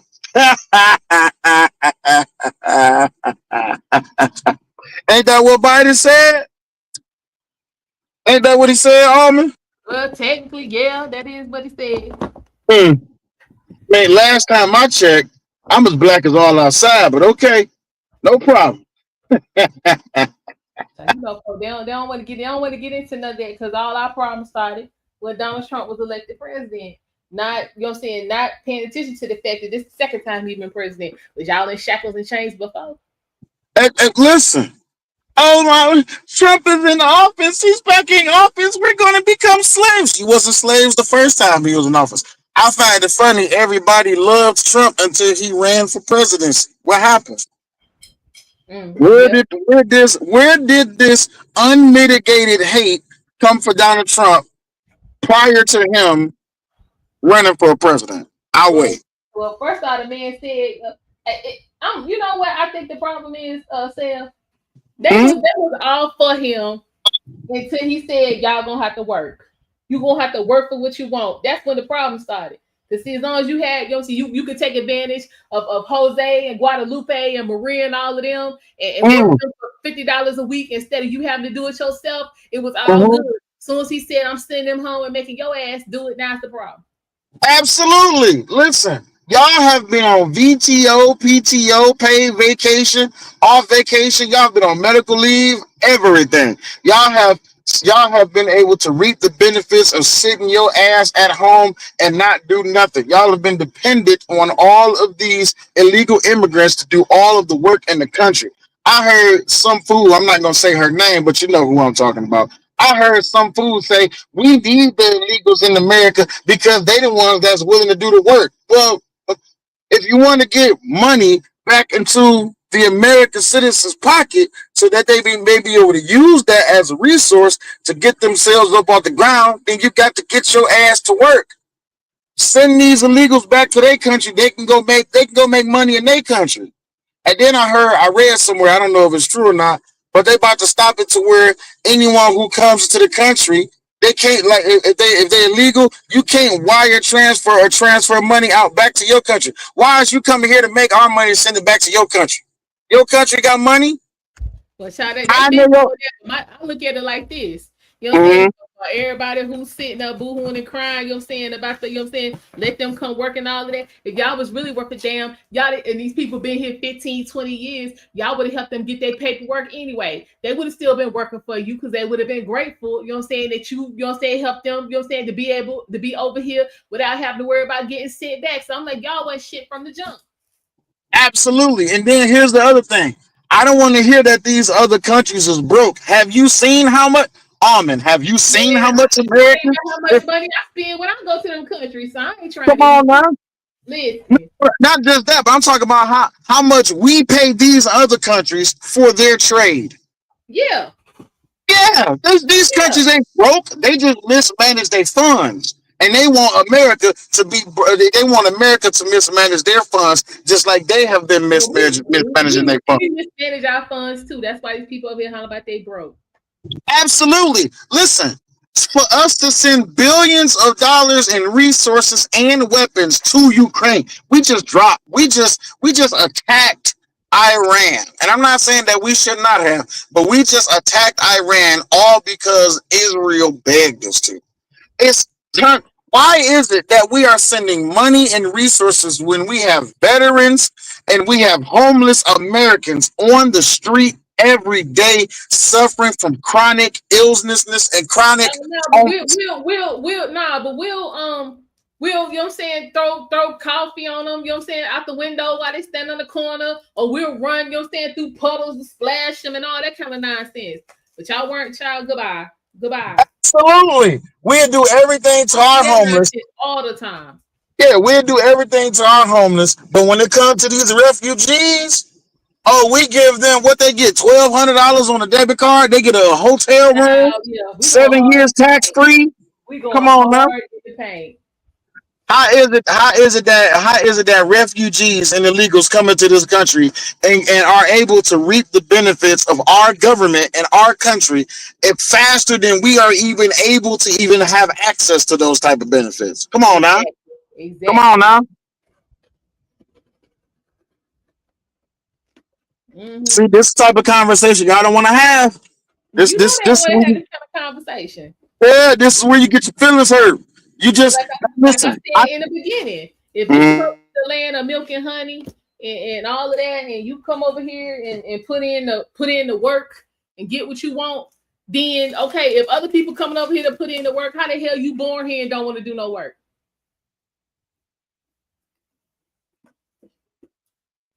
Absolutely, but watch this. I'm gonna say this in a very coded way because I don't want to get your channel in trouble. Okay. If you are part of the Rainbow Brigade or you was more than willing to become a transformer, child, when I tell you I'm sick of them. if you had on a rainbow colored wig with a hijab on and you identified as a dragonkin pin a pixie wood fairy, and you had every disability available that has never been researched nor documented, trust and believe me, you about to get paid. It pays to be a victim. I said that to Gino earlier in the chat. It is profitable to be a victim. Why you think they do it so much? Exactly. Yeah, because that's their price, which in the end, you know what I'm saying, is relatively cheap. So hell, because you saw yourself cheap and now you getting cheap results. Don't be over here looking at me. I can't help you. Come on now. I can't help. I'm trying to read. I'm being nosy. I'm trying to read the comment. This is what I'm talking about. It's a lot of people not ready for this type of conversation. It's gonna hit you right in the head. No, they don't want to hear that. They don't want to hear that. That's why I see we going over the Candace Owens debate tonight, because we need to have a conversation. Because last couple of days, when I tell you these people been getting on my nerves, everybody want to have the misogyny and monkey branching and all these conversations. I'm like, y'all spend way too much time talking about people y'all don't know and don't qualify for. Listen, when I tell you I am so over, don't you know it's more important things in this world than what people do with their body parts? Exactly. You can't use basic math, because now this is my thing right here. The the conversation yesterday. When I tell you, you know what I'm saying, what the conversation was, you're gonna already know what platform it took place on. The conversation about women who not married. So since you a woman and you never got married, you basically not a good woman, even though just on black people's side, black is 2.5 million more black women than it is black men. So I'm like, if we're just looking at this from a mathematical perspective, wouldn't you have to make the argument that just because she not married doesn't mean she's not a good woman because it ain't enough men? You can't match everybody up person to person. Well, it's like I said before. Before you can get out here and gauge that conversation as to why it is that women aren't getting married, first you have to produce me a man that's marriageable. Oh, okay, cool. I'm sorry. I'm sorry. I'm gonna hurt a lot of penises swinging on the Congo right now. But a lot of these ninjas, and I'm not just talking about the community, a lot of these ninjas is broken minded. You got a lot of these beta males following behind these alpha males, targeting the sigma males, and then you got these ratchet ass females that's following behind the alpha males that's targeting the sigma males. And when it comes down to it, who cares why you're not getting married? My thing is, two broke people should not be having a conversation when it comes to high value. But this the thing though. So on this particular platform, you know, because yesterday was Monday, you know what I'm saying? It's always certain individuals who are on this, you know what I'm saying, on the panel on Monday. So as we know, one, you know what I'm saying, we've been able to verify everything that they, you know what I'm saying, been saying. And you know what I'm saying, their actions and their stance backs up what they be saying.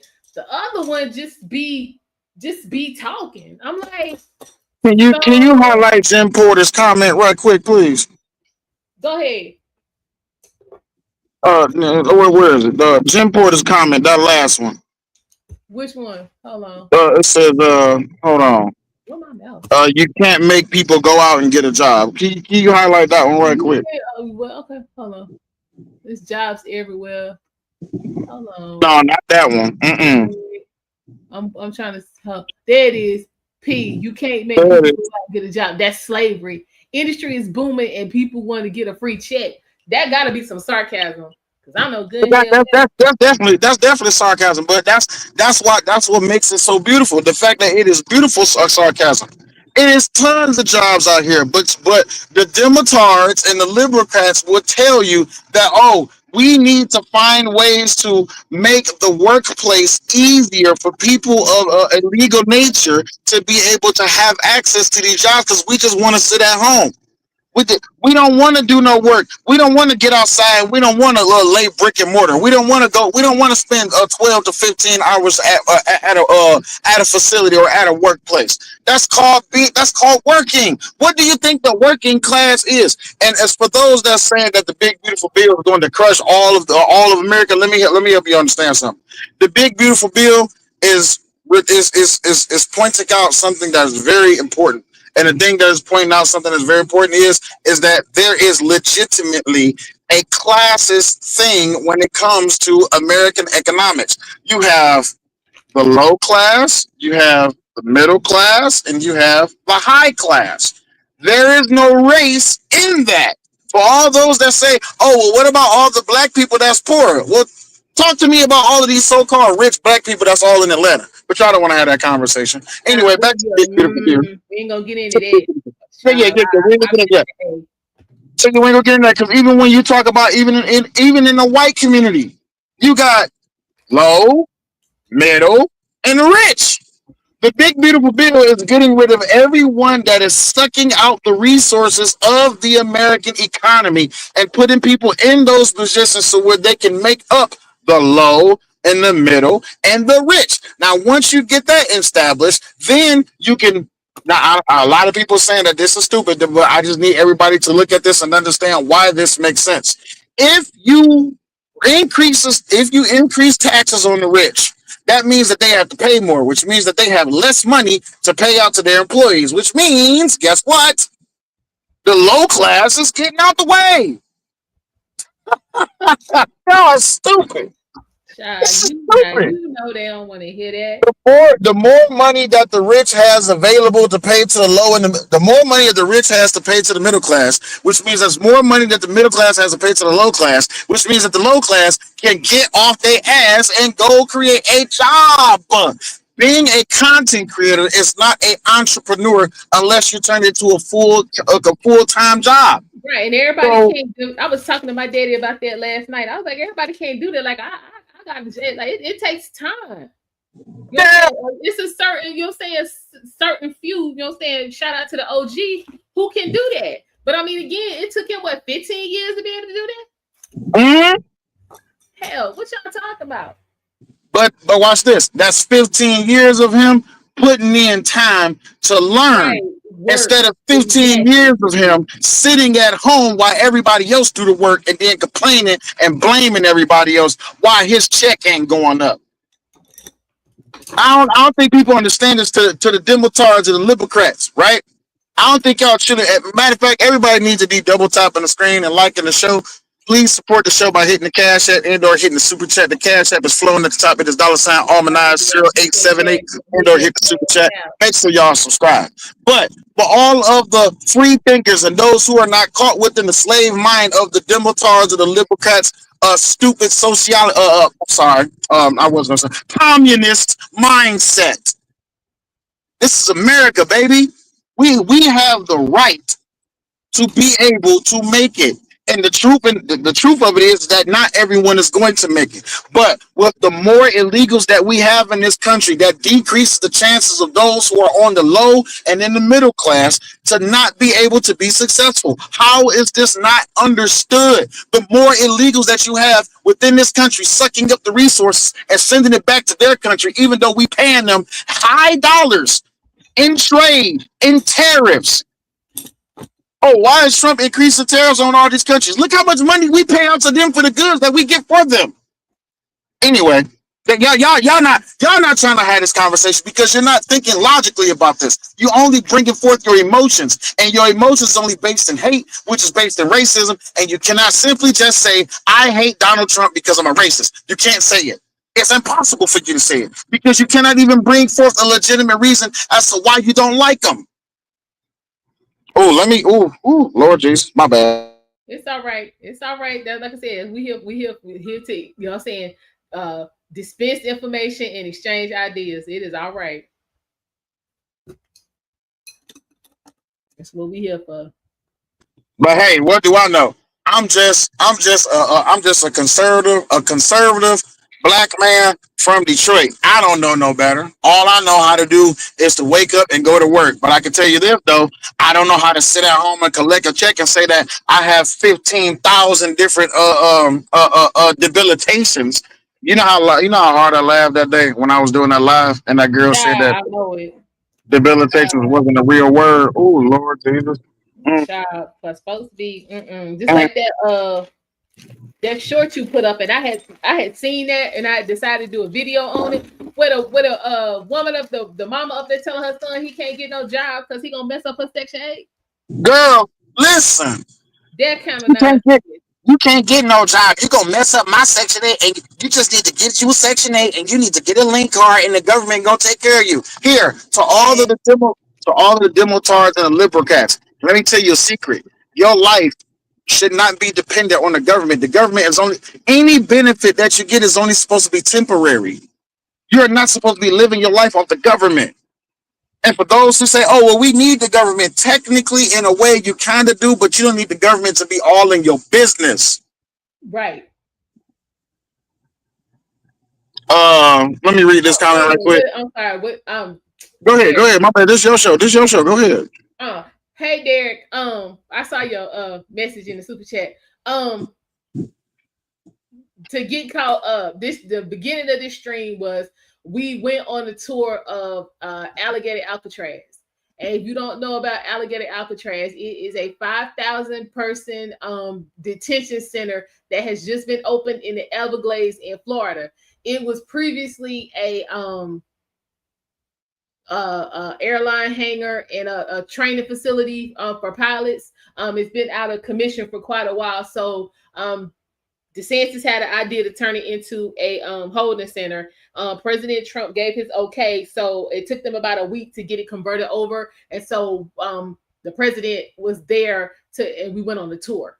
While the tour was taking place, the big beautiful bill actually passed thanks to the tie-breaking vote from the vice president. So folks was in their feelings that Vice President Vance cast a tiebreaker, but weren't upset that it was even a tie-breaking vote for him to cast in the first place.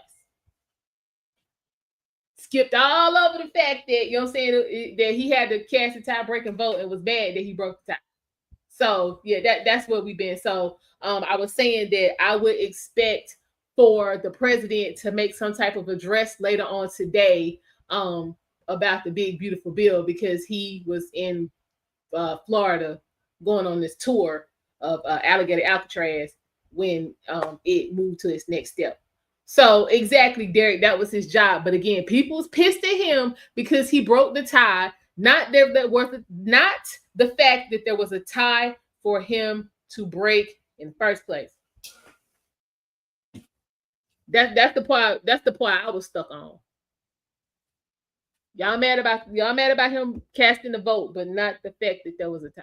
So No, they're just mad. They're just mad that it is a Republican conservative movement to put Americans back on the map as being first class citizens within our own country. That's what they mad about.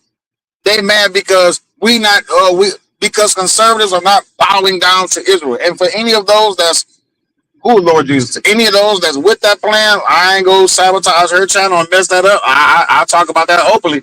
But listen, as an American, for us not to be considered first class citizens within our own country, why do you think people voted for Trump the way? Why do you think so many states flipped when Trump was announcing that he was running for president again?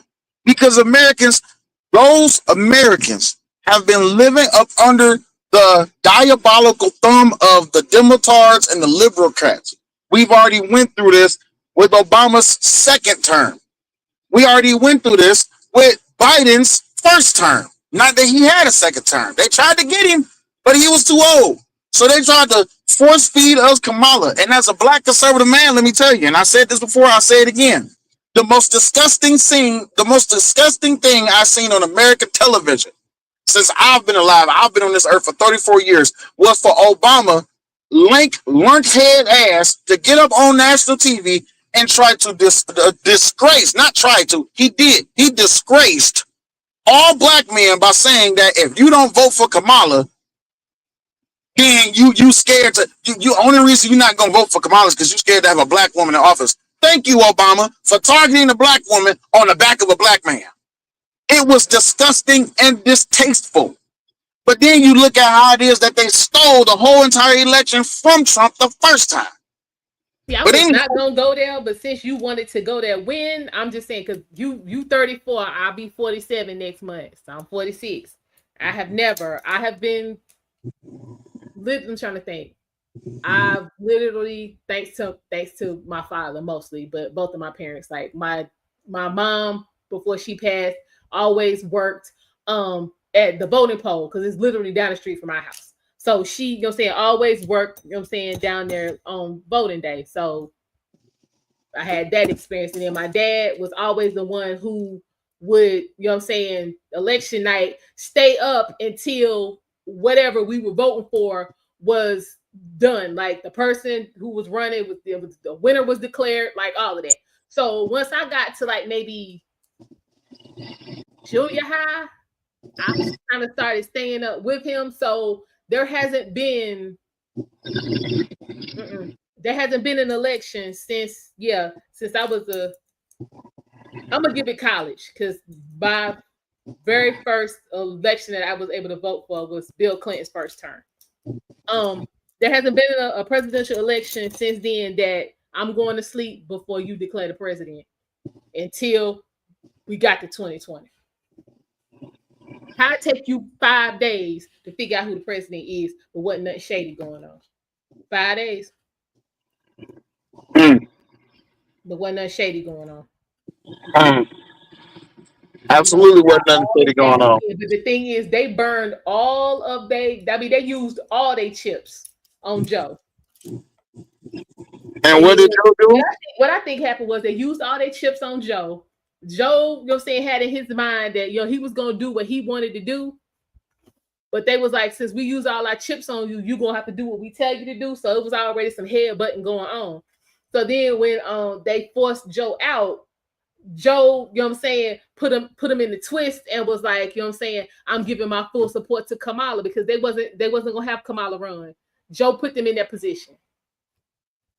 So that's why that turned into the hot scorching mess that it was, because Kamala was not their choice. Joe did that when they forced him out. And that's why everybody was looking like a deer caught in headlights, even Kamala. Does anybody know nothing about that? No, did you see the video with, this was after the election, after Donald Trump won the election. Obama was sitting next to Trump and Kamala walked up and sat down in front of him. And Obama he turned around and looked at Trump and said something to him, and they both started laughing. After they both looked at Kamala, Kamala was a tool. Yep. But did you see all of them at Jimmy Carter's funeral? Yeah. There wasn't no animosity, wasn't no, you know what I'm saying, Republican, Democrat going on. It wasn't none of that. Child, him and one baby Bush over there in the corner. Like, they was over there kicking it. I was like, wait a minute. I thought y'all didn't like each other. Child, they was over there kicking it. Absolutely. The Democratic Party will always be known as the party to drive this country to destruction because they want to empower all of the other countries first. The Democratic Party has done everything within its power to empower all of the countries. Obama gave $1.7 billion to Israel when he was in office.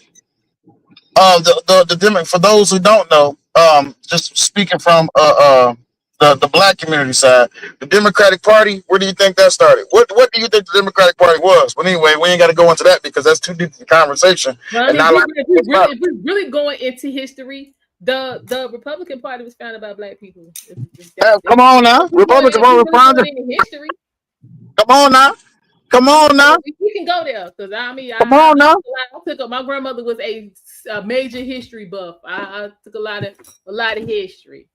So yeah, a lot of reading going on around here. So yeah, we can go there. Yeah, you want to talk about who was making body swing from what they call I can't remember the slang word that they use, but yes, who was making body swing from trees, and who was in charge for organizing and hosting picnics or pickaninnies, or I don't want to be careful. But yeah, that's the Democratic Party. You want to know who fought? You want to know who fought the war to keep slaves? Guess what? The Democratic Party. But again, you don't want to know these things. Yeah, most of the Republic, that was abolitionists. Yeah. Thank you. Thank you. But they will tell you all day, every day. They will tell you all day. He says Democrats are tremendously better at governing, though. Just a historical fact. No, Democrats are better at the manipulation and delusion. They're better at making you feel better about what they're doing. Exactly. The Democrats care about it. Don't mean that's what needs to be going on. Yeah, the Democrats care about the votes. The Republicans care about the people. And Purples, I can't read that comment out loud, but absolutely, Purples, you're absolutely right. Yep. You're absolutely right. You're absolutely right. Bipolar says picnic is French word. It's got nothing to do with slaves. Okay, so let me give you a little bit of history right quick. Picnic, which is short for, and I'm going to clean this up for y'all got to read between the lines. Picnic is when they would gather together a whole bunch of racist white Zionists, and they would go and they would hunt down black people. And what they would do is they would hang black people from a tree, and that they would celebrate the deletion of black people, and they would have parties. They would be playing music, they would be eating food, and black people just be swinging from the tree. So you might want to go look it up. Be lighting they damn pipes off of, you know what I'm saying, off of them and stuff. Like, listen, let's not go there. Yeah, Foolishness. absolutely. I mean, it's a lot of words that have meaning because of that fool Webster, which I still want to find Webster and bust him upside his head. But unless you can tell me what a tar baby is, we don't have to. If you don't know what a tar baby is, then it's a lot of things. It's a lot of this part of this conversation you can't exist within.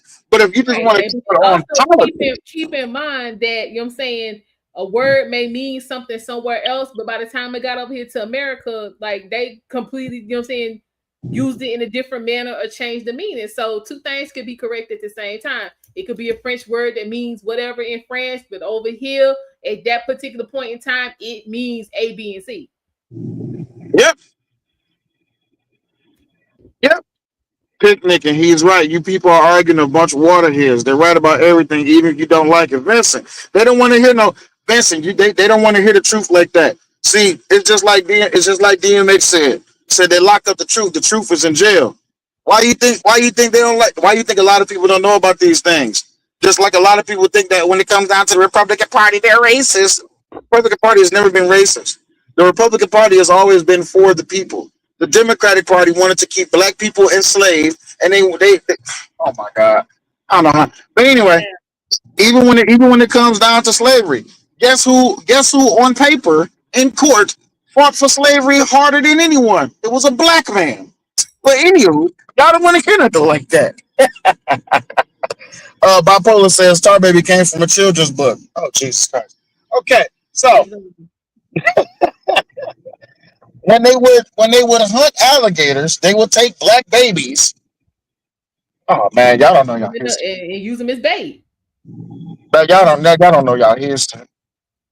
Y'all don't know y'all history. We can't. You know what? But if we're gonna be honest, at this point, I don't think we really can be upset that they don't know their history, because a lot of people have relied on the public school system for their history. They're like in my time, I didn't go to school to learn. School basically reinforced what my parents, my grandparents, my cousins, you know what I'm saying, my parents' friends, you know what I'm saying, mentors, people at church, all of that are things that I learned from them. School would basically, you know what I'm saying, reinforce it, you know what I'm saying, or, you know what I'm saying, I could use what I learned from, you know, them to disprove what I was taught in school. But a lot of folks, school was their complete source for information. So like I'm starting to see that, like, it was their complete source for information. So this is kind of why we be in a lot of the situations that we in. So we kind of got to get these people some grace just a little bit. But now once I give you the information and tell you where to get it, and you still here talking crazy, then that's something else. Listen, the things that I got punished for in school, the grades that I brought home that I got punished for in school, I'm coming to find out that in today's scholastic system, the public school system, the things that I was saying was true back then is being found out to be true now. So I looked at my mom and daddy and said, "Hey, remember that ass whooping I got?" I'm gonna need some credit for that. You're gonna have to restate that. Let me take a quick second. Thank you, Derek, for the Cash App. I truly appreciate you and all of the support you have given me in my time here on YouTube.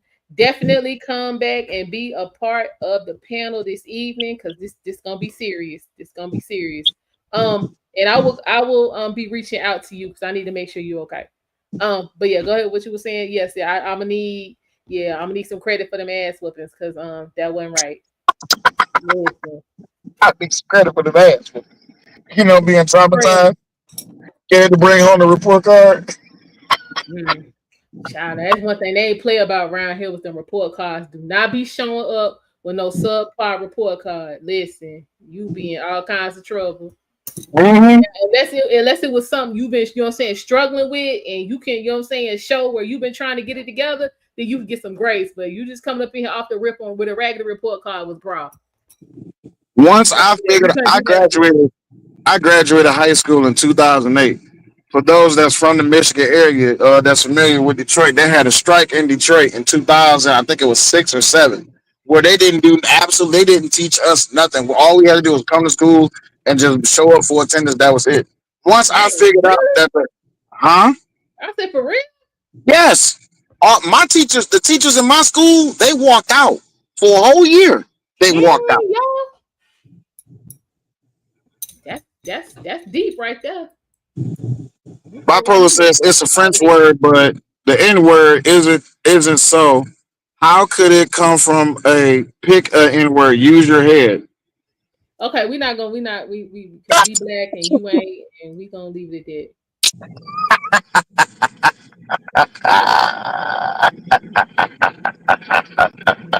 But yeah, all the teachers in my school, they walked out. We would show up to school, That marker. is bananas. Yeah, we showed up.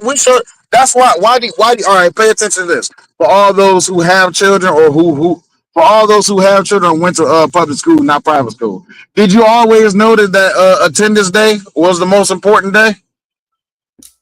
Huh? Count day, as they call it.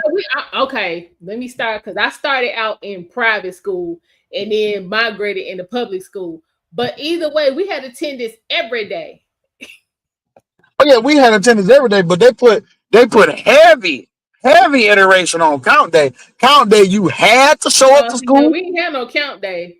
Oh, y'all didn't? Count day. Where you supposed to be? Oh, and count day, you supposed to be in school. You want to know why count day is so important? Because count day was so they could take account of all of the students that was in the school. That way they can get funding. That's what I was getting ready to ask. Did it have something to do with the federal money? Absolutely. So, and when I was at, I think this was 2006, 2007. It was when I was in the 10th or 11th grade. We the students, we figured it out, and we was like, okay, here's the thing. If y'all want us to show up to count day, then y'all gonna have to give us something. The school fought back, so guess what we did? Our parents dropped us off at school. Yeah, our parents dropped us off at school. The bell rang for us to go into school. We went into school. Once we realized that the coast was clear, wasn't no parents outside, we all walked out. Dang. On count day. Oh, they sent the letter home that day. They was mad. They was mad. They was like, oh, all the students walked out. Yeah, we walked out on count day. That's part of the reason why my high school got that's part of the reason why my high school got closed down 2 years after I graduated. Ooh. Mm-hmm.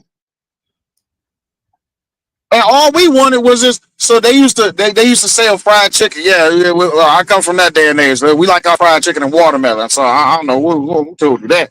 But yeah, all we wanted them to do was just give us fried chicken back in the lunchroom. For $5, you can get either 4 flats or you can get 4 drumsticks. So we was like, if y'all want us to show up to count day, put fried chicken back on the menu in the lunchroom. They was like, no, because it's unhealthy. We was like, bet. But we like unhealthy and we stupid. So either you gonna give us something that we want, or we not showing up. Of course, it was stupid. We was stupid. We was stupid. And a year after we graduated, next thing you know, my high school got towed down, and now it's a damn y'all had to pay for lunch. No, we didn't. Some people had to pay for lunch, but what they used to do was they used to fry chicken during lunch. So at like 11 o'clock in the afternoon, you could smell chicken throughout the whole school because they know we coming. Everybody, we done hustle. Some of us had jobs, some of us had little side hustles, whatever. Money up. Yeah. So imagine being in third period and all you smell throughout your classroom is some good old fried chicken. Crispy, juicy, golden, salted just right. You get barbecue sauce, or you get ranch, or you get blue cheese, however you want it. And then when you go to lunch at 12:30, you know that lunch line gonna be long, but they done fried up so much chicken. You pay your $5 or you pay your $10, and you get your chicken right there, and you go sit down, you eat your chicken fresh. I'm talking about when you bite into it, it's still steam coming off of it. Yeah. Yes, sir. Yes, sir. Yes. We did not eat the school lunches. Like those square pizzas or those triangle pizzas or the corn dogs. Oh no, we didn't eat that. We ate fried chicken. Oh yes. And when they took that away, we was like, oh hell no. We ain't gonna do this. Not with y'all today. Yep. Count day came up and we said, okay, look, if y'all give us fried chicken back, we'll show up to count day. They said no, we said no.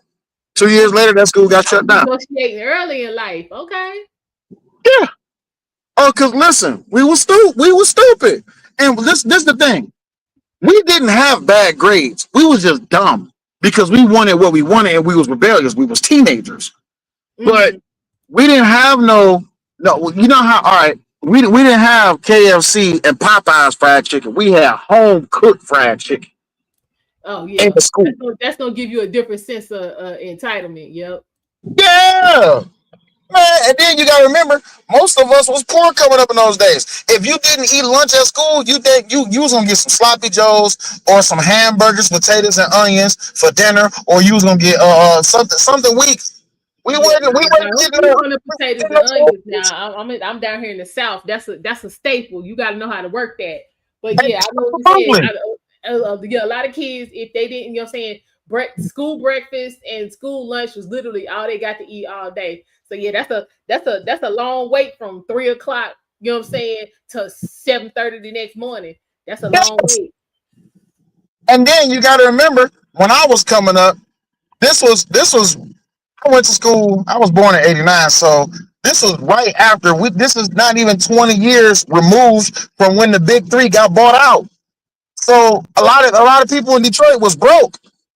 Man, we used to go to school and scarf down them school lunches, but then once they introduced fried chicken, it was on. Grades went up for some reason, but kids got fatter.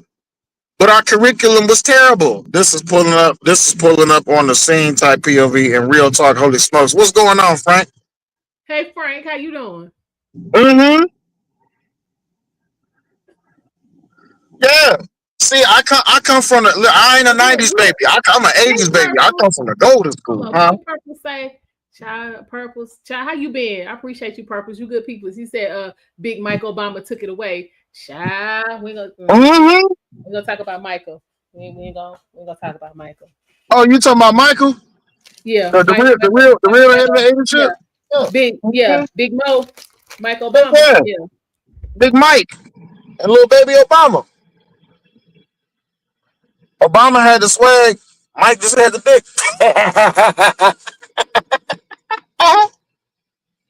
But see, look, watch this. See how we talking about real shit? Where all those commentators go? Where all those comments go?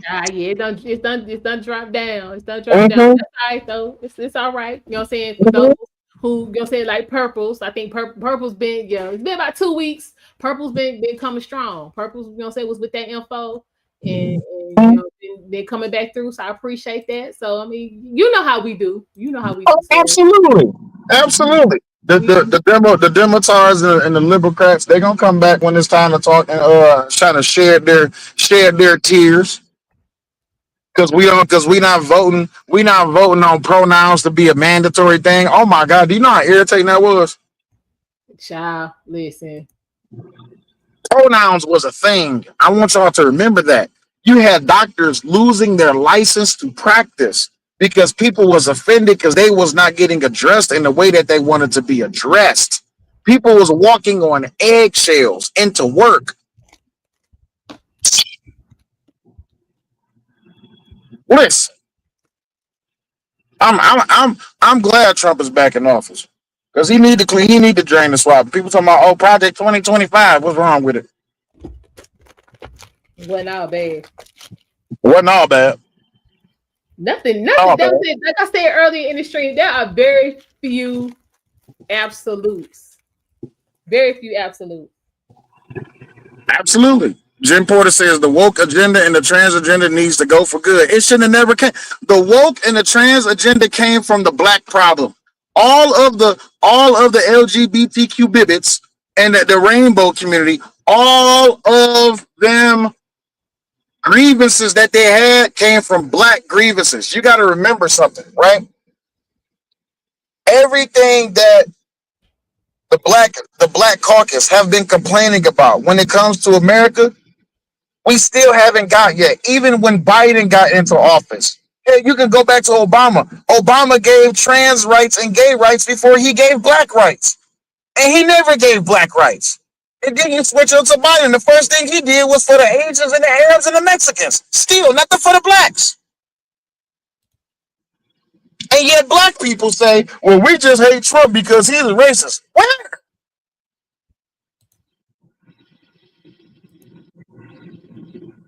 I'll be tired. I'm so just throwing the word racist around. You don't even know what you're talking about. I'll be so over it.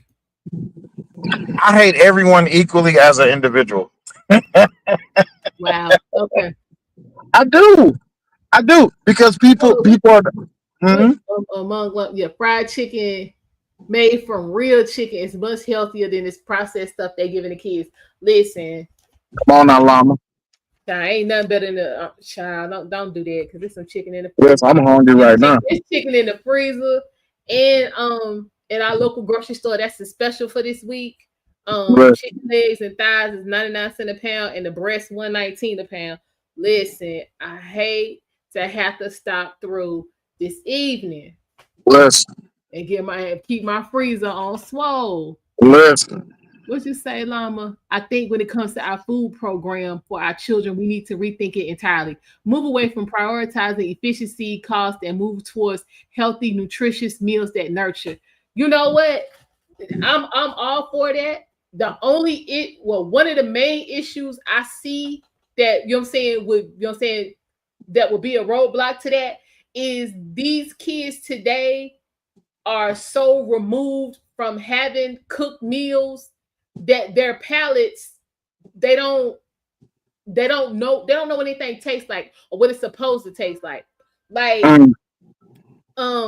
Y'all see like them commercials, you know what I'm saying, for like broccoli or whatever, it got to be covered in cheese and all, you know what I'm saying, all this different kind of stuff. Like, no, but because these kids haven't had anybody, you know what I'm saying, to really cook for them, the first thing they're gonna holler is, I don't like that, I don't eat that. That's because you're not used to it. So it would take so much for, you know what I'm saying, the school system to get these kids' palates up to speed that, I mean, it kind of would be a waste. That makes sense. Let me tell you something. Over there in China and over there in Japan, them kids get fresh food. Fresh food. No processed, no saturated with all of these unnecessary preservatives. They get fresh food. They snacks. It's not high salt, high preservative. America has a fat problem. Nah, as a BBW affectionaire and a protector and an advocate of the big community, I like proportionally even meals, right? I'm not saying you gotta go out here and have 15 slabs of ribs, 3 fried chicken sandwiches with the Nashville hot sauce on it, even though that do sound good. I ain't gonna hold you up. I ain't saying that you gotta have stick to your ribs, macaroni and cheese, and potato salad, and deviled eggs, and some baked beans with the onions and the ground beef in it. I ain't saying that you gotta have golden fried chicken that's steaming. What you know about the onions and the meat and the beans? Come on now, listen. My family's from the South. That's about to either that or you put some brisket on it. That's not the only way I'm finna eat them beans. I ain't really no beans. Yeah. And you know who my wife is, right? You right. Yeah, you got listen. You know who my wife is, right? Yeah. Sam. You got listen. Ain't nothing wrong with some cheese grits and some shrimp. Hell, give me some shrimp and grits. Give me some catfish. Give me some gumbo. Talk about that catfish. I'm trying to act right till I get my check before I get down here to we got this seafood restaurant called Captain Steve's. When I tell you that catfish, hey, yo, literally, I mean, oof. Catfish cooked the right way. Just suck it off the bone. It just fall right off. Like and some butter and some lemon. Oh, listen.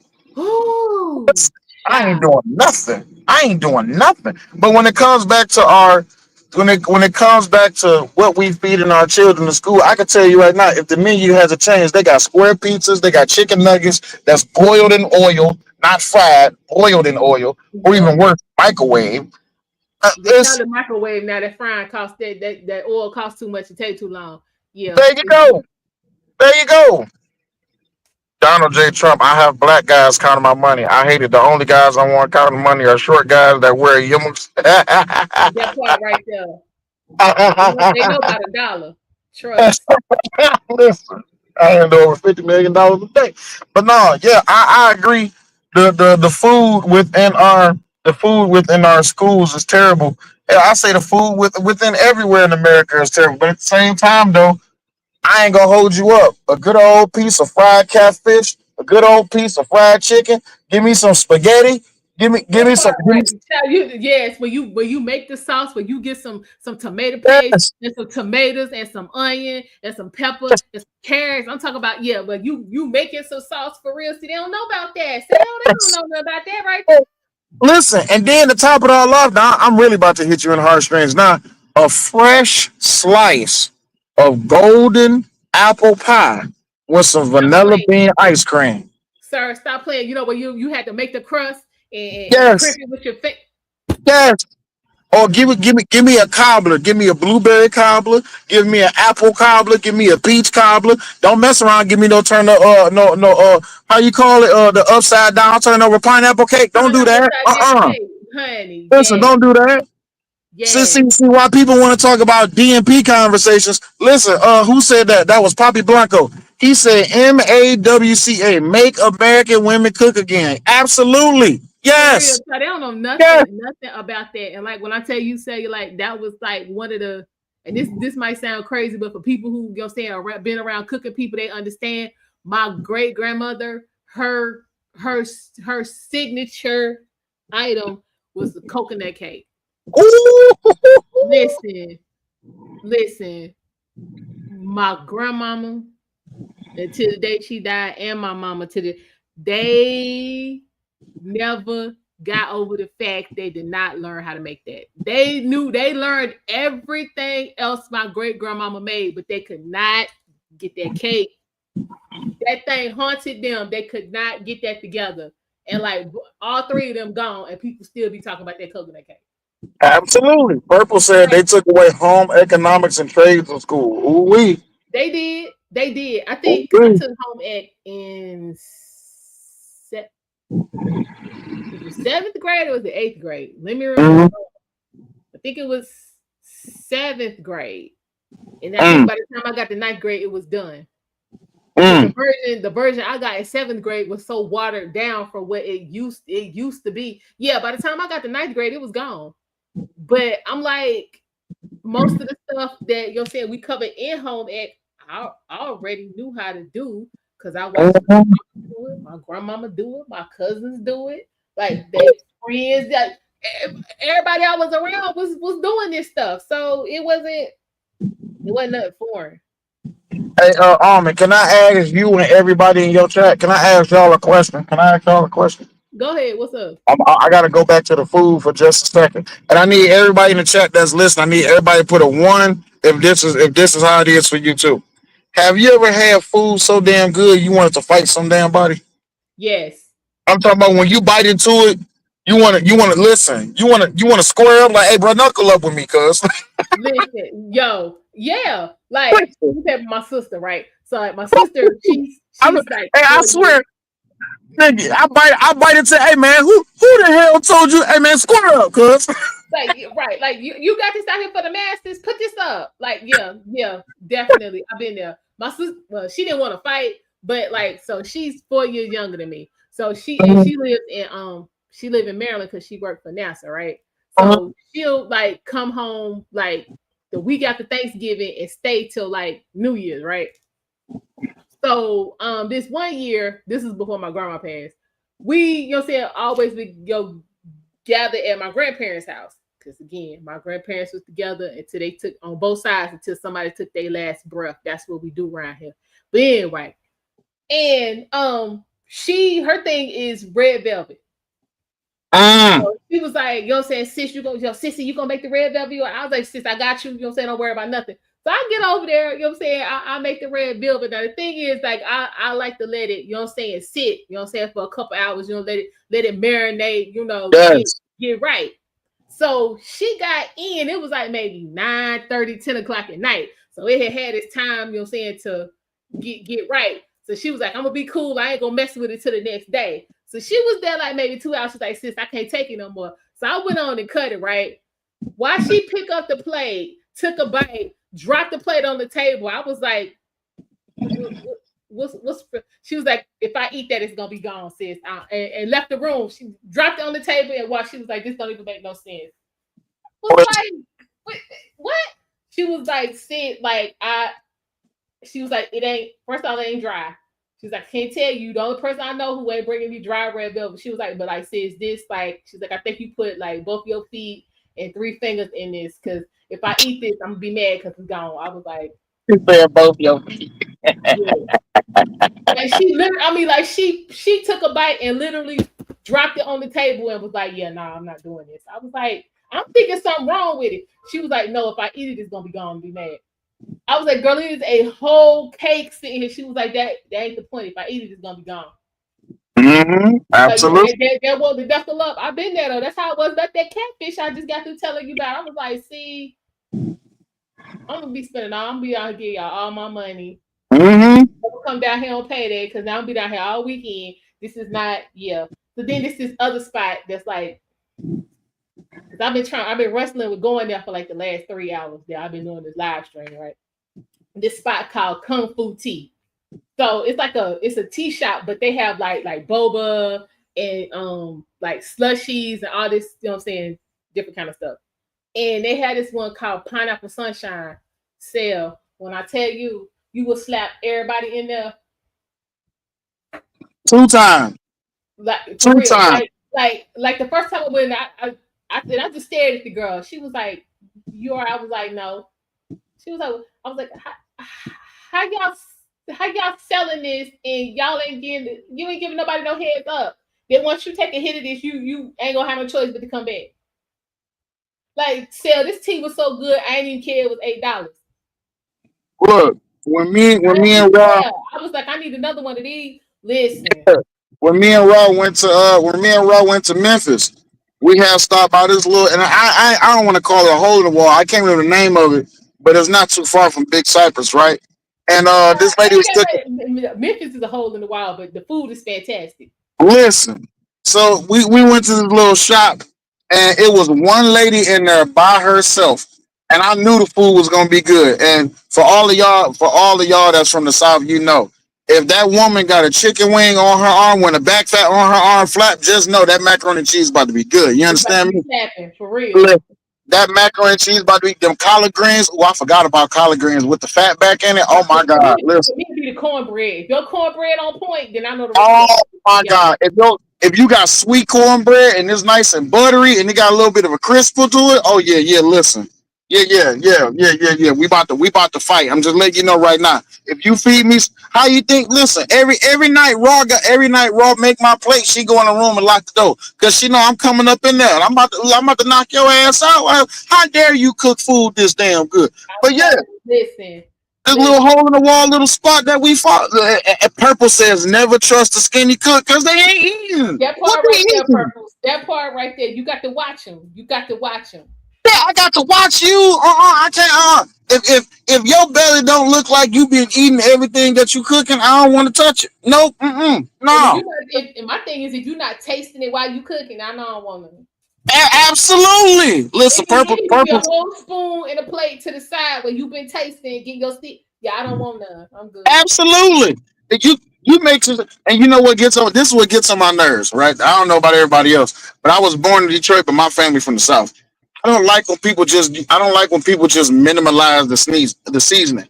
If I ain't catching a whole attitude behind every bite, I should be able to taste every season that you use. And I'm not just talking about powder. I'm talking about actual seasoning. Like you didn't went out to the garden and you didn't pulled it and you didn't put it. The seasoning should be and you reflect what you cooking. Like you don't absolutely want to cooking salmon and you don't got 35 different powders on it and now it's got this nasty crust and I don't forgot what it is it's supposed to be. But you're telling me about no fresh herbs and no mortar and pestle and grinding up your stuff and getting right. Child, I don't know nothing about none of that. Now I'm really about to hit y'all in the head. If you ain't had you a good old plate of oxtails, don't do it. If you ain't never had a good old plate of oxtails, if you ain't had no damn oxtails, okay? I'm talking about good oxtails with the Scotch bonnet, not with no jalapeno, no habanero, with the Scotch bonnet. You giving a real Jamaican action, okay? Listen. I'm telling you right now. But yeah, back to that. And you know what? Here's another thing. And I forgot this on the menu too, because now I'm being real fat. If your candy yams ain't on point, I don't even want your plate. If your candy yams, don't be bringing me none of them rock looking sweet potatoes out the can. yeah. Don't bring me that. Do not. I'm taking all your black card from you. Do not. I swear to God, listen, I'm withdrawing everything from your black bank account. I need the syrup. It needs to be looking like it need to be like molasses syrup. Like it need to be thick. Like it need to be a string of sugar from the absolutely to the I don't know. No, hell no. I don't need no marshmallows. Ooh, I know they'll put no marshmallows in no damn candy games. Put some nutmeg over in there and quit playing. I don't know why folks out like they don't know about nutmeg. Don't forget the cinnamon. Don't forget the cinnamon now. Nutmeg and stop these games. Yeah. If your candy yams, your collard greens, your macaroni and cheese, if they ain't listen, your potato salad. Let me stop. Hold on. We're gonna talk about potato salad because if whole potato salad, we got mayonnaise and mayonnaise and mustard, and then you done mashed all the so it's like mashed potatoes with hell no. Don't bring me no potato salad with no raisins in it. It don't need to be. It just needs just enough to hold it together. That's all. Hey, listen, I will fight you for bringing me bad food, and I will fight you for bringing me good food. The problem is you don't know what reason I'm fighting you for. But if you bring me a plate and I bring it back to you empty, just know your food is good, but you got to get it square up. Mm-hmm. Hey, listen, Lana said the potato salad tell everything. The potato salad tell everything. Exactly. Because what y'all not gonna do? And first, how we got potato salad with no onions? Come on, bro! I dare you! I don't need no bell pepper. I don't need that, but I need some onions. Y'all had somebody bring me potato salad that didn't have no eggs in it. I'll be ready to fight. Goon says, who the fuck puts raisins in potato salad? Them, and I'm not gonna say who them is. You be shocked, child. I see olives. I've seen raisins. I've seen dates. I've seen. That's the first time dates cost too much to be thrown over as a potato salad. I'm like, wait, what's wrong with y'all? You know what else pissed me off? This what else pissed me off. When I see people eating food a certain type of way, that turned me off too. If I see you eating pizza with a fork and a knife, we gonna fight. If I see you eating a chicken wing, not a breast or a thigh, I might forgive you. Before a thigh, hell no, I'm not, because that's finger food. But if I see you eating a chicken wing with a fork and a knife, I might fight you. I legit might square up with you. Who doing that? Listen, I done seen people eat chicken with a fork and a knife. I'm telling you. Listen. I'm not.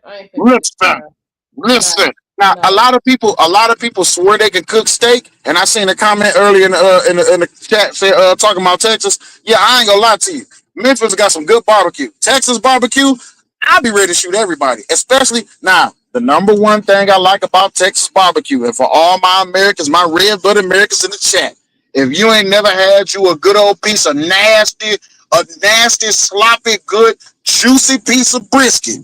When I want brisket, I'm going to Texas. I'm going to Texas. Yes, sir.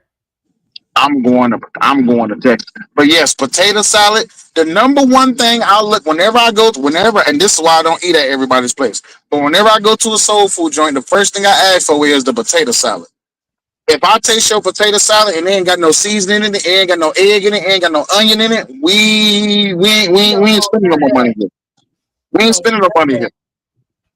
I thought I was some type of way when me and Raw went to Memphis and we went to a restaurant and she was, because Raw's a chef, she's like legitly trained and she's certified. She was like, "Hey, can I try this right quick?" I said, "Baby, the food look good." She said, "Let me try this right quick." And she tried it. She gave me a spoonful of it. We turned around and walked out. The server was like, "Well, is everything okay?" No, we good. No, I'm good. We good. Next time y'all go to Memphis, you got to go to Pig on Beale. I'm telling you. Pig. On Beale Street? On Beale, yes. You won't eat nowhere else. I don't know. We went to BB King's. I was there for 4 days. I went 5 times. We went to BB King's. I can tell you right now. Yeah, everything no, not BB.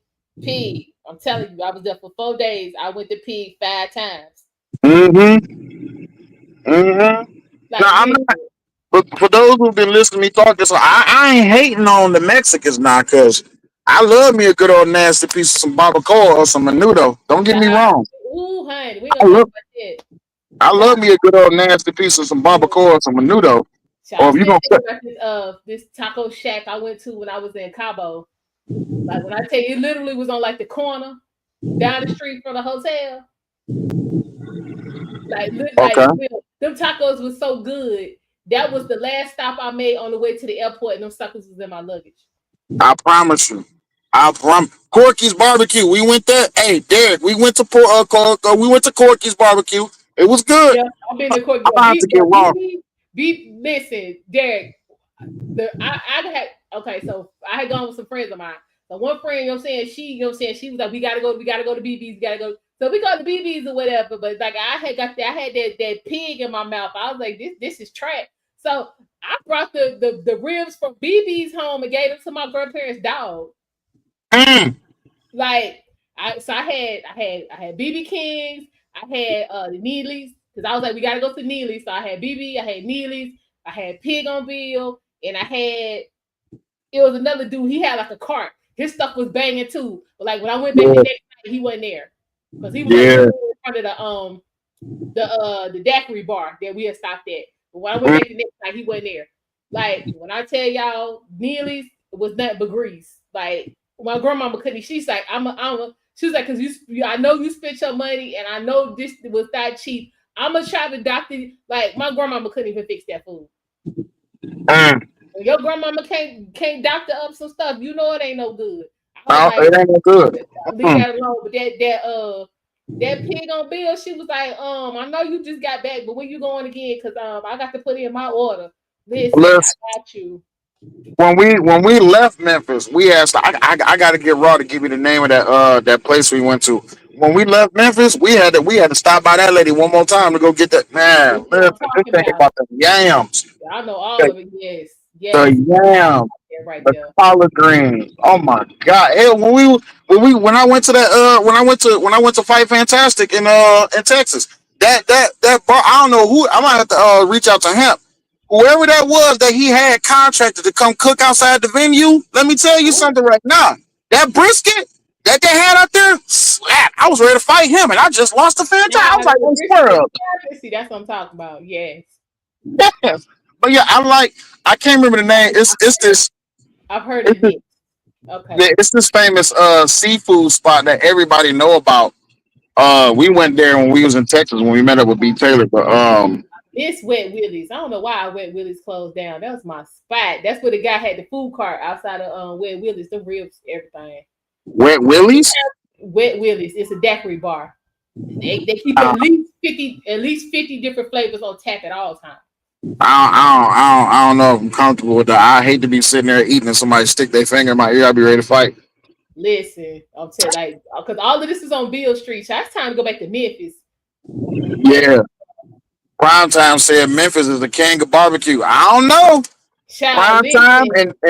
Primetime and Didi in the chat. Didi said I live in Memphis. Listen, I'm gonna tell y'all right now. Brisket. The only good brisket I had was out of Texas. I hate to say it. Now the cow porcula in Arkansas, they got some good barbecue. But yeah. All right, I gotta go. I'm about to spend some time with the kids before we get ready because we got to get on the road tonight. So I'm gonna go spend some time with the kids. Yeah, y'all be safe. Yeah, because I don't know why I'm sick. Well, yeah, my lunch. All right, appreciate you having me. All right, take it easy. All right, appreciate you stopping by. What'd you say, Frank? Come to San Antonio. Yeah, I'm trying to get down there to San Antonio. It's been a minute. What you say? We got them tortillas. Yes. Okay, so Frank, when I get there, what's the best place to go? Because I love me some San Antonio, child. Spurs fan to my heart. Yeah, exactly, Derek. That Memphis, yo. Well, I ate good in Memphis. I don't know what nobody else was doing, but I ate good in Memphis. That's all I can attest to. I ate good in Memphis. But yeah, child, some of them folks be down there perpetrating. perpetrating, child. I was like, yeah, nah, we can't do that. Okay, y'all, we're gonna go ahead and wrap this up because, like I said, at 3 o'clock we're gonna be back because we got to find out what's going on with the strike in Philadelphia, child. They act like they not gonna come to any kind of resolution, and I need to know what's going on because I ain't trying to be showing up to no nonsense. Like I said, we 3 weeks out from the beginning of training camp. For my football fans, y'all know what it is. But again, to recap, because we took a whole detour, but that's what we do over here because we love y'all. We went on a tour of Alligator Alcatraz, which is a 5,000 person detention center in the Everglades down in Florida. It will be housing people who are in the process of being sent back to their native land. It's not prison. It's not jail. It's just so we can keep an eye on you while we are arranging for transportation for you to go back and be with your peoples. So President was there. Governor DeSantis was there. Byron Donalds was there.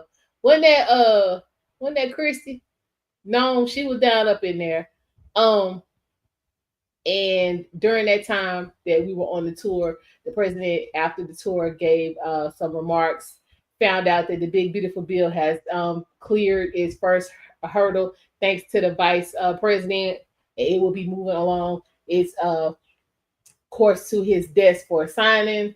He also gave Governor DeSantis to go ahead and start on a second facility. They are hoping that this is going to become a trend. Well, not a trend, but a process for states across the country to aid in the president's deportation initiative.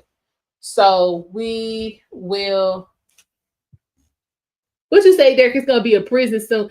Prime, child, listen, Prime, but the cameraman, because I gave y'all about four different streams. All them cameramen they were struggling a little bit, but you know, it was kind of impromptu. It was hot, you know what I'm saying? Folks, you know what I'm saying, bum rush the president, you know, before he get to where he needed to be, because the plan was for him to give his, you know what I'm saying, remarks after the tour, but they got him on the tarmac. So it is what it is. But again, I bring y'all this so y'all can be informed. You can't say you don't know what's going on, this, that, and the fourth. Feel how you want to feel, but don't let your feelings get in the way of you obtaining information. And with that, I'm gonna go ahead and wrap this up. That's what I said, 18. I was telling how many jobs it was gonna create.